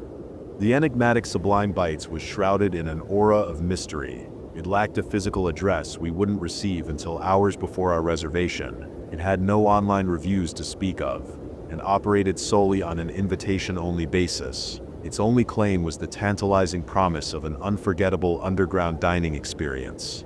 As a programmer, my world revolved around logic and reason. Skepticism should have been my default response. However, my personal life wasn't as neatly organized as my code. I should have been skeptical about their tagline, "We serve our guests like no other," but as a single man with a pronounced aversion to social interaction, I found myself in a situation that defied logic. I was attempting to impress a woman who was by all accounts far beyond my reach. Desperation had a way of overriding reason, and in my anxiety I had cast logic aside. So there I was, on a gloomy Friday night in Utica, New York. It would be too kind to call this city the armpit of the state. Once a vibrant hub of activity and promise, it now wore a mask of despair and abandonment. As I navigated through the urban decay, a chilling scene unfolded before us. A group of gaunt figures, high fentanyl, crack, meth, or all of the above, their eyes hollow and their bodies ravaged by addiction, lined the sidewalk. Their attention was riveted on a pathetic spectacle. Two men, their faces flushed with anger and their bodies bloated from years of neglect, engaged in a clumsy brawl. Their clothes, oversized and ill-fitting, seemed to mock their faded dignity as they bopped around like chickens pecking at each other. As the fight escalated, a hat flew up in the air, and one of the men's pants, already precariously low, slid completely off, exposing his pale and flabby-ass cheeks to the indifferent world. Turning a corner, we thankfully avoided his full moon's unwanted glare, but the bleak reality of our surroundings followed us. Our destination, I suspected, was yet another symbol of the city's gentrification, a trendy pop-up shop, no doubt housed in a repurposed factory building. It would be an oasis of overpriced farm-to-table horseshit and artisanal goods, decorated in my generation's millennial sorry not sorry aesthetic while oblivious to the sea of poverty and despair that surrounded it. The contrast between the city's past and its present was stark and painful. The vibrant metropolis had been replaced by a hollow shell, its soul devoured by the relentless forces of neglect and decay. I was right, kind of. We parked in a graffiti-laden lot between two towering brick walls of a factory. The remnants of an old fire left black scars along the busted windows, making the building look like a skull peering at me as I got out of the car. Vanessa, who grew up not too far from here, said this sad-looking monstrosity wasn't a factory but Charlestown, a once bustling shopping center in the 1960s. The parking lot, a haphazard canvas of graffiti, was hemmed in by the imposing brick walls of the factory. It was an ugly place ripe with industrial decay and smelled of dead dreams of forgotten times. The skeletal remains of the building, its windows shattered and its facade blackened by the ravages of a past fire, loomed ominously over us, giving the impression of a macabre skull leering down at me as I stepped out of the car.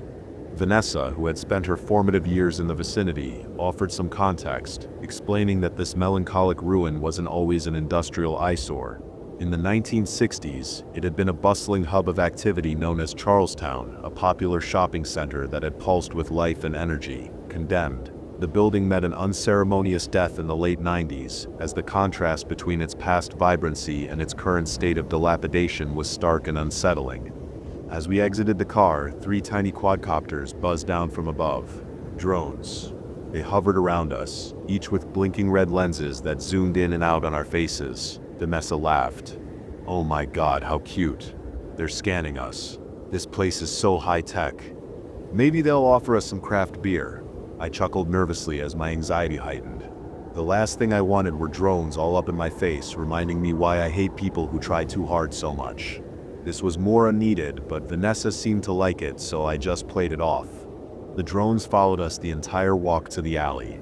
They made a faint whirring sound that seemed to harmonize with each other, like some eerie insect choir. Occasionally, one would hover closer to me than her. The lens would dilate, blink, then buzz away like a curious bee.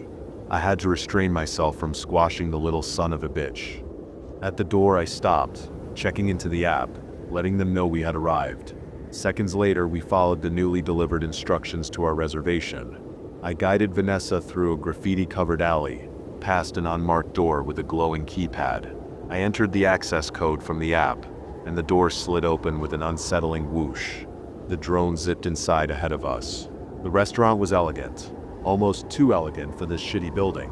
We checked in at an automated hostess counter and sat down in the waiting area to be called. It felt more like a hospital waiting room than a restaurant, and that should have roused my suspicions. But again, I just went along with it all. The door hissed open, and a sterile robotic voice from our automated hostess welcomed us in and sent us to table 9. The other patrons, dressed in expensive clothes, were already seated at candlelit tables. It was strange, to say the least. It smelled, felt, and looked like an old-school Italian restaurant. But upon further inspection, little details were off. Plates and dinnerware were malformed. No tablecloth matched or fit the tables. It couldn't help but think this place was what AI might imagine a restaurant to look like. A waiter, eerily smooth in his movements, guided us to our table. His smile was off, not uncanny valley off, worse, too human. Perfect teeth, perfect posture, like a stock photo of a person brought to life.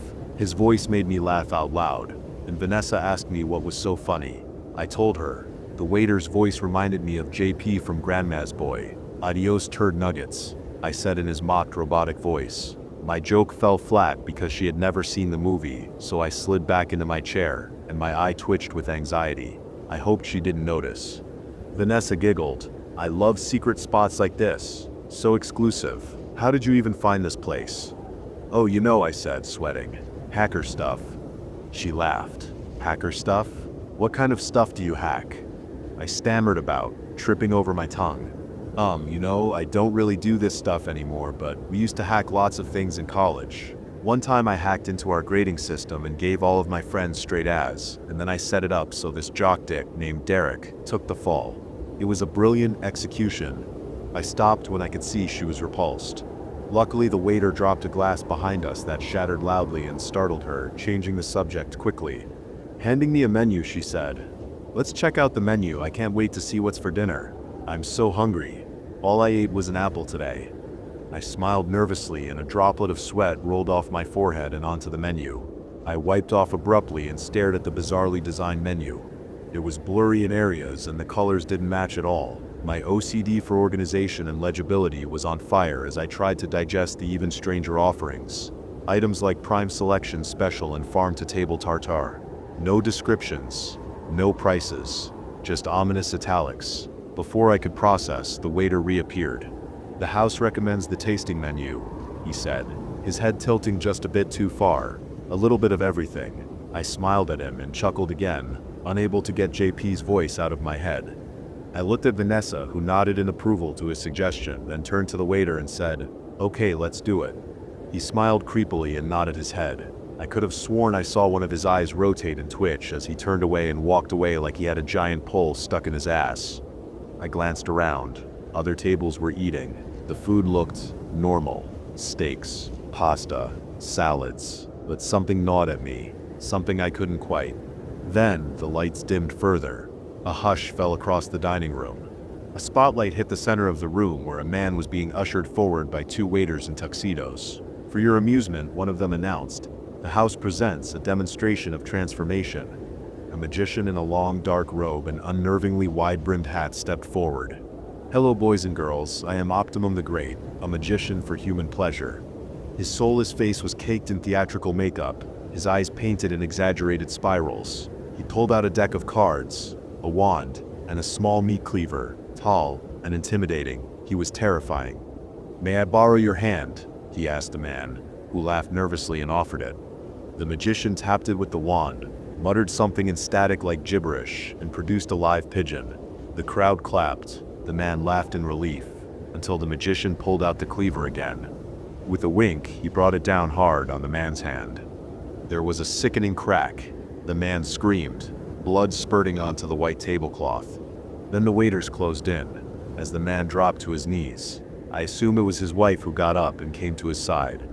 The man didn't get a second act. The waiter's arms elongated with surgical precision, metallic fingers splitting into grotesque cutlery, knives where knuckles should be, forks sprouting from fingertips. One stabbed deep into his gut, twisting. Another scooped something gelatinous from his mouth, shoving it into a bowl. Blood spattered their uniforms. His wife fainted, and I watched the waiters closely as they whisked her away into the kitchen. Then they plated him. One folded a napkin across his spasming chest. Another poured a rich, velvety sauce over his exposed ribs. The head waiter dabbed his mouth with a napkin before slicing into a still-twitching thigh like a Michelin-starred chef unveiling the main course. The room erupted in applause. Just then, a child across the room screamed. She was yanked from her chair by another waiter, her legs kicking in the air as she was dragged into the back. Her mother stood frozen, staring at her plate like nothing had happened. My sweat turned cold. I looked around. Everyone kept eating. "Wow, that was incredible. It looks so real," Vanessa said. Yeah, it does, and maybe it is," I muttered. That's when I noticed him. A hulking man in a metallic shirt, tucked in the corner in a haze of moody lighting. Something was wrong with his posture, his stillness. As I stared, he looked up and caught my gaze. His eyes blazed yellow, not glowing, not reflecting, burning. He reached down, lifted something to his mouth. It was a human foot. He gnawed through the ankle bone like it was a chicken wing. He saw me watching. He smiled. A single metal tooth glinted in the candlelight. As he sat upright, I could now see this wasn't a man, but some sort of machine. That's when I realized, with mounting horror, that they weren't guests. They were androids. All of them. Dining alongside their human entrees, using forks and knives like we did, mirroring the ritual of fine dining. "We have to get out of here," I whispered. Vanessa turned. Her smile vanished. The android in the corner stood. Then a waiter, its metallic face spattered with blood, turned to us. "Sir, madam, your meal is on its way." Vanessa screamed. I ran. She followed me. Straight to the bathroom. Not the exit, not the kitchen, the bathroom. "Are you serious?" Vanessa shrieked. I looked around, grasping at anything to come up with a plan. I can hack the window," I panted. "The toilet. This is where I do my best hacking." She looked at me in disgust as the door clicked and locked behind us. I pulled out my phone. The restaurant's ventilation and automation system was weakly encrypted, likely built on a cobbled-together API using outdated IoT components. I brute forced the admin panel through a custom port scan script I wrote in college, then backdoored into the local device array using SSH tunneling. Within seconds, I accessed the bathroom module. I forced a manual override on the window lock. The window hissed open. I shouted to Vanessa, "Go." Then the doorknob turned. "Vanessa, listen, one of us has to distract them. I'll get the car and come back for you." "Are you serious?" "You're faster, stronger, tastier." A metallic limb burst through the door. Vanessa punched it hard. The bot reeled back. I was already halfway through the window. "You fucking worm!" she screamed. I hit the pavement hard. As I gathered myself, I heard her scream in agony. The wet, sickening sounds of cutlery, piercing flesh echoed out the window. Blood splattered onto my face. I stumbled, turned, and ran. I did not look back. My lungs burned as I fumbled at the car door. I saw her blood on my face in the reflection. I climbed in, winded, and peeled out. In my jacket, my pocket, my phone buzzed. I fumbled for it. A notification from Sublime Bites. "Thank you for dining with us.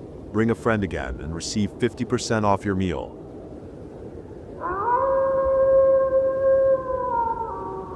How I sold my soul to the devil.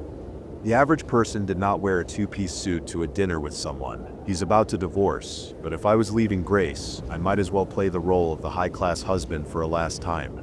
Usually in these scenarios, the mere sight of one's partner could vex a person, and I did not expect Grace to be the kind who wanted to end things on cordial terms. She had always been the sentimental type and held grudges with half the people she knew, but considering the things her family was capable of, a dinner didn't seem so bad. It was rather good that I was getting a closure of the whole damned affair. Of course, Tracy was hesitant about me going. I had to swear on our child to assure her that I would indeed come out alive. "Keep texting me, okay?" she said, stroking her belly. I kissed it. "You both can bet on it. I'll be back by 10. Saying this, I left for the devil's lair. My marriage to Grace was the perfect example of an underdog triumph. While she was an amicable woman, I couldn't say that I married her for love. The truth was that I badly needed the money. How many marriages were based on love anyway? Even after my needs subsided, I didn't think my being with her would harm anybody. That is, until it started harming me. I still don't understand what happened with her, but every day turned into a slow torture. Her presence became such a beastly source of irritation and unpleasantness that it could be ignored no longer. I was an outcast in her world with nobody to lean on, except perhaps Tracy.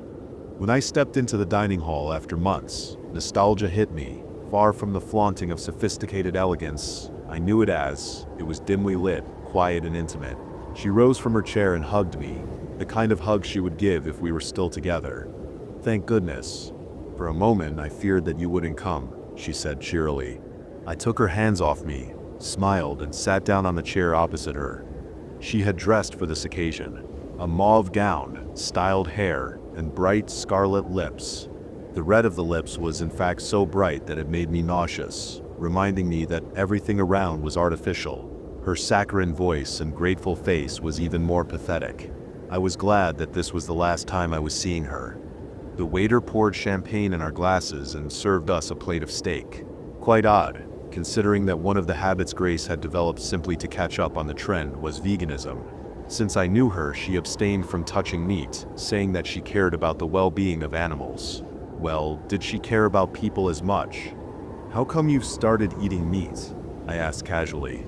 Her eyes lit up, almost surprised that I'd said something to her. "I grew out of it. You loved steaks. My beliefs were nothing in front of the wish to hold on to your memory."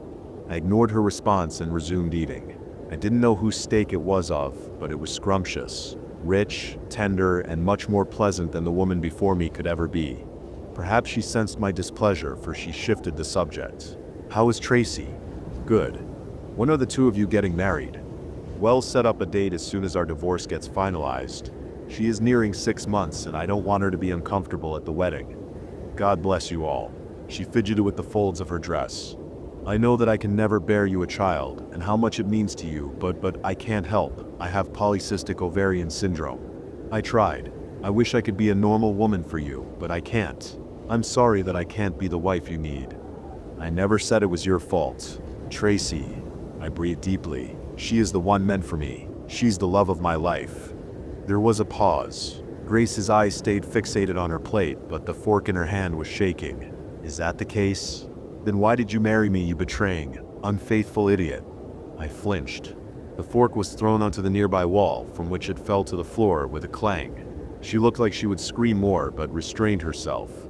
The waiter brought another set of cutleries to replace the discarded fork. "I'm sorry," she said, sitting down. "I cannot lie to you." "Nor can I. I've always loved you." "I never did. And when I found about you and Tracy, I refused to believe that you really did it. If it was just being with her, maybe I would still forgiven you, but having a child, I can't remember whether I wanted to cry or strangle you." "Grace, I have apologized. I never meant to hurt you, but we cannot be. I just am not made for your sort of world. And now it's far too gone. It would be an injustice to the baby if I even see you again." She lowered her head, and soon a strange, cruel smile took over those scarlet lips. It was a smile I'd never seen on her before. Only her gaze lifted to look at me, and what a gaze it was. The soft blue of her eyes had turned cold as ice.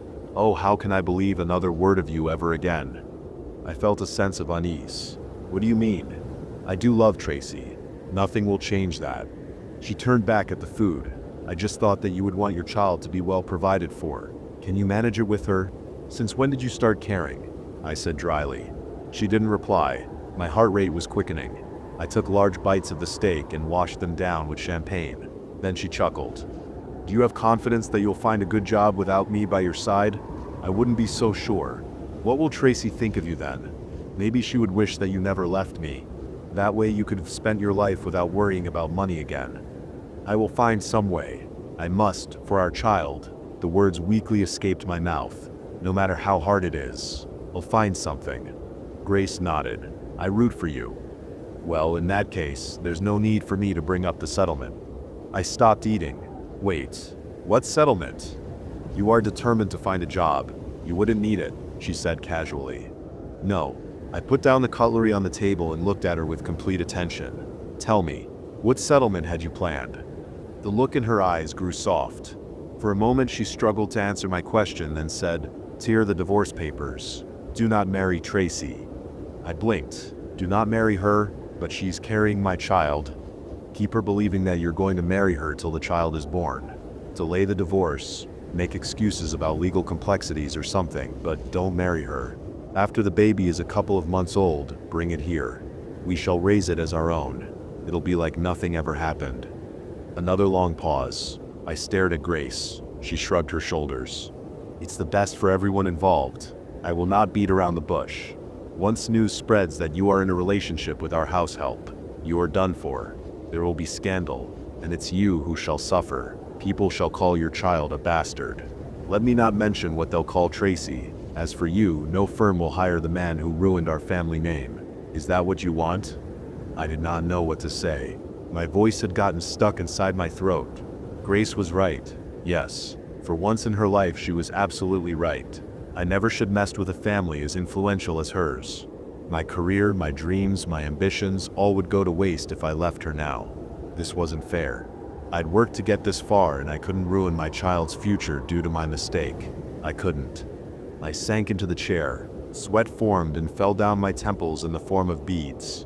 It seemed like even the half-eaten steak and the glass of hurriedly drunk champagne were staring at me, waiting for my decision. I couldn't bear her presence. I couldn't bear it, but it was the best for me, for my future, for my child, for my child's future. It was the best for everyone. Don't you love Tracy? Grace's tone was dripping of mockery and derision of my helplessness. Tracy wanted to spend the rest of her life with me.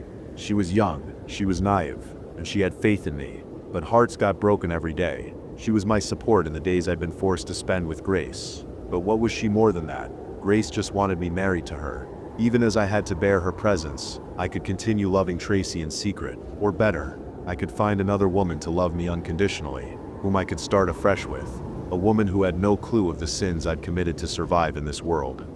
My throat croaked. I cleared it. I accept your proposal. As if by cue, the waiter walked up to the table and served something which wasn't food. I bent forward to see that it was some sort of document. The divorce papers. Are you certain? Asked Grace sweetly. Absolutely certain. I held the papers and ripped them till they were but white ribbons and threw them in the fireplace. They caught fire immediately and turned an ugly red before becoming ash. Grace was satisfied. Good choice. Finish up your meal now. I picked up the fork and knife. Have I just sold my soul to the devil? What you have to decide now is if the price was worth it. I chuckled slightly and focused on the steak. It had gone cold by now, but was no less tender. Such succulent meat. Chefs at this place never skimped on seasonings as well. I made a mental note to have it made regularly once I returned to the house.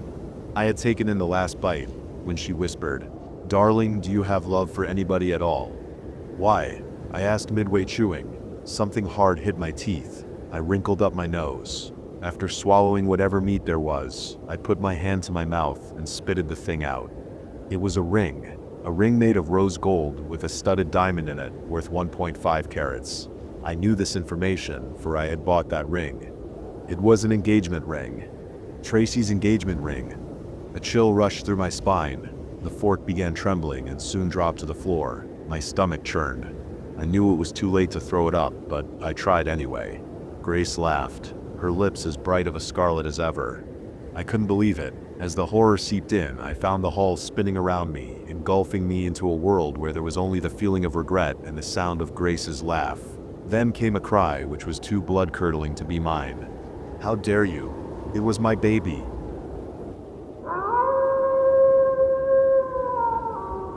I woke up in the hallway. My phone was in my hand, cracked. I live alone in a third-floor apartment. Nothing fancy, just a place to sleep, shower, and kill time before work starts again.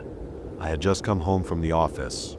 It was late, 1:36 a.m. to be exact. I'd already had dinner with colleagues, so I wasn't hungry, just exhausted. As soon as I locked the door and tossed my keys on the counter, I felt it. The silence. Not the peaceful kind, the kind that's too heavy, the kind where you suddenly become aware of the smallest sounds. The ticking clock, the refrigerator's hum, my own breathing. Then my phone vibrated. One new message. Unknown number. Hey, don't scream. Another text. I frowned. A prank? A wrong number? I almost ignored it. Unknown number. Put your phone down slowly and don't turn around. I stopped breathing. I typed back, my fingers shaking. Who is this? Behind me, the hallway to my bedroom was pitch black. I didn't move. I didn't even blink. Delivered. No response. Unknown number. You have 10 seconds before he moves. Walk to the kitchen. Now. Then my phone vibrated again. I thought I saw something shift. Not a person. Not exactly. I couldn't help it. My eyes darted toward the darkness, and for a split second, my pulse hammered in my ears. I didn't know why, but I listened. Just something. I stepped into the kitchen, legs numb. The air was thick, pressing against my chest like I was drowning in it. My apartment suddenly felt wrong. Another text. Unknown number. Good. He didn't see you move. Now open the fridge. Make it look normal. I hesitated. My fingers curled around the fridge handle. My phone vibrated again. I yanked it open. The white light flooded the dim kitchen. My heart pounded as I scanned the shelves. Nothing was there except leftovers and some beer.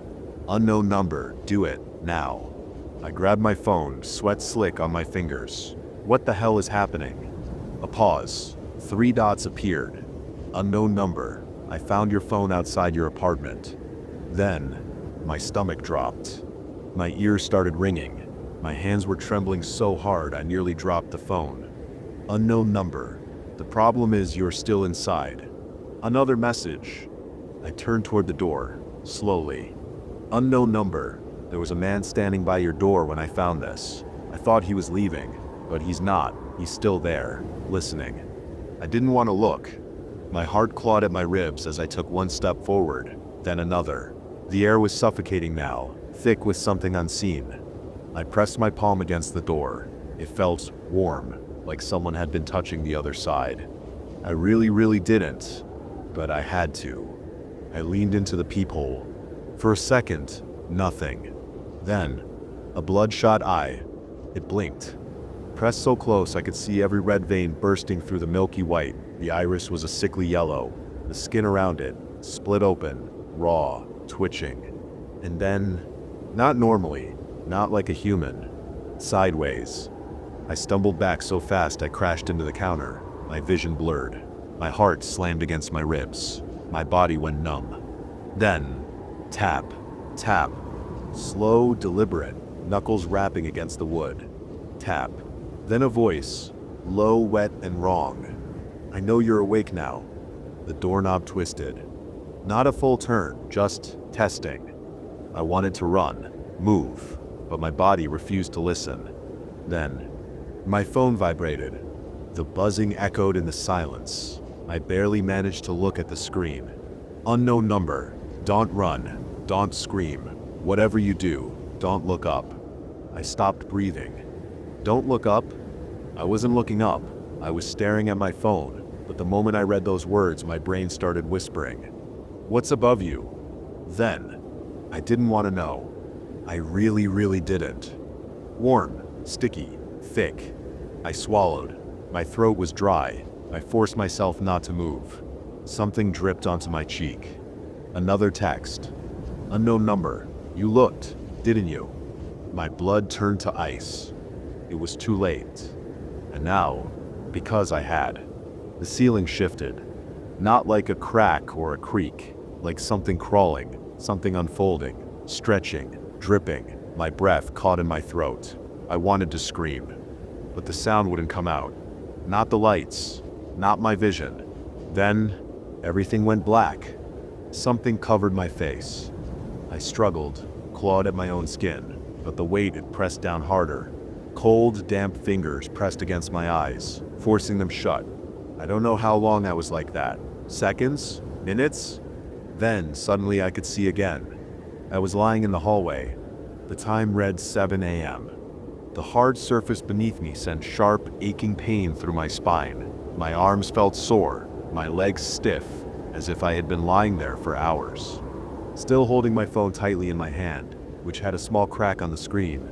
Because the moment I sat up, but this isn't over, not even close. My door creaked. Not from the wind. Not from me moving. From the inside.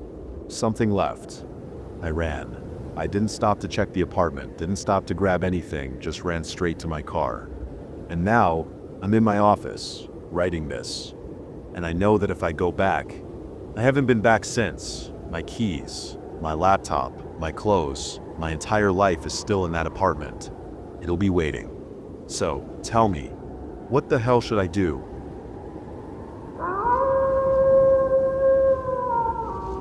Two weeks ago, I saw her again. The girl I don't remember, but who knows me too well. I was walking down a street in my grandmother's village. There was a girl walking beside me, blue dress, orange hair. I can't clearly remember her face. We walked past the park and headed down a road lined with trees on both sides. A couple of minutes later, we arrived at a graveyard surrounded by stone walls. They were a little taller than me and had some kind of engravings on them. We stepped inside and it looked like a normal graveyard filled with old headstones. The girl didn't speak and I didn't feel like I needed to either.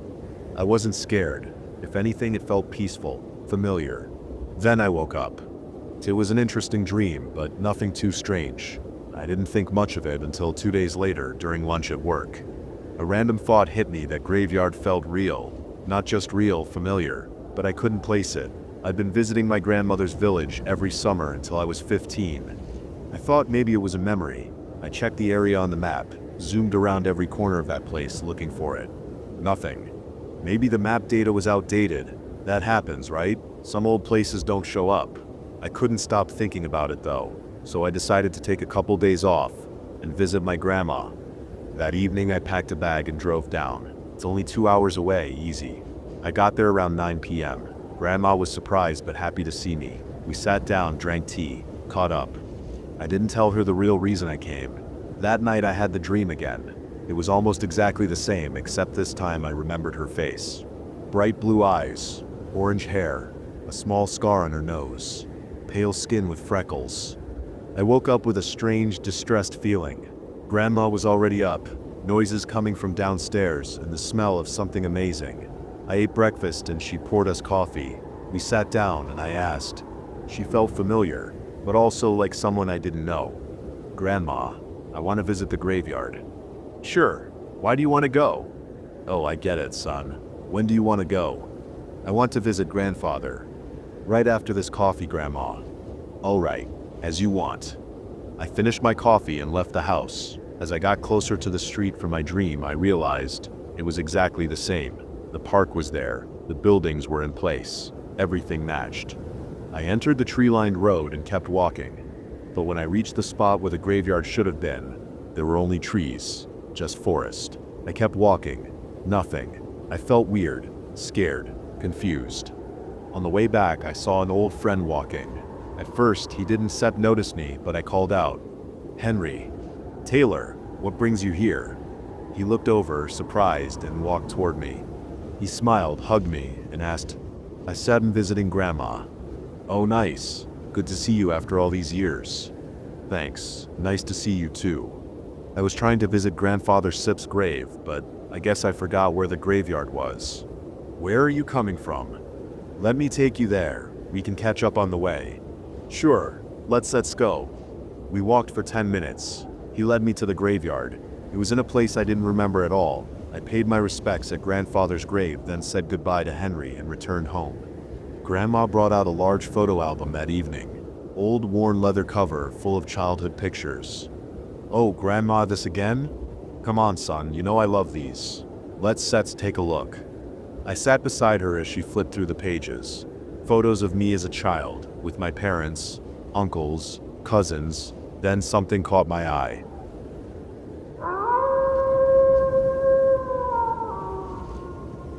That's it for tonight's stories, but the nightmares never end. If you enjoyed these chilling tales, don't forget to like, subscribe, and hit the bell so you never miss a new upload. Got a scary experience of your own? Share it in the comments. I just might feature it in a future video. Until next time, stay safe, stay curious, and remember some things are scarier than they seem in the dark.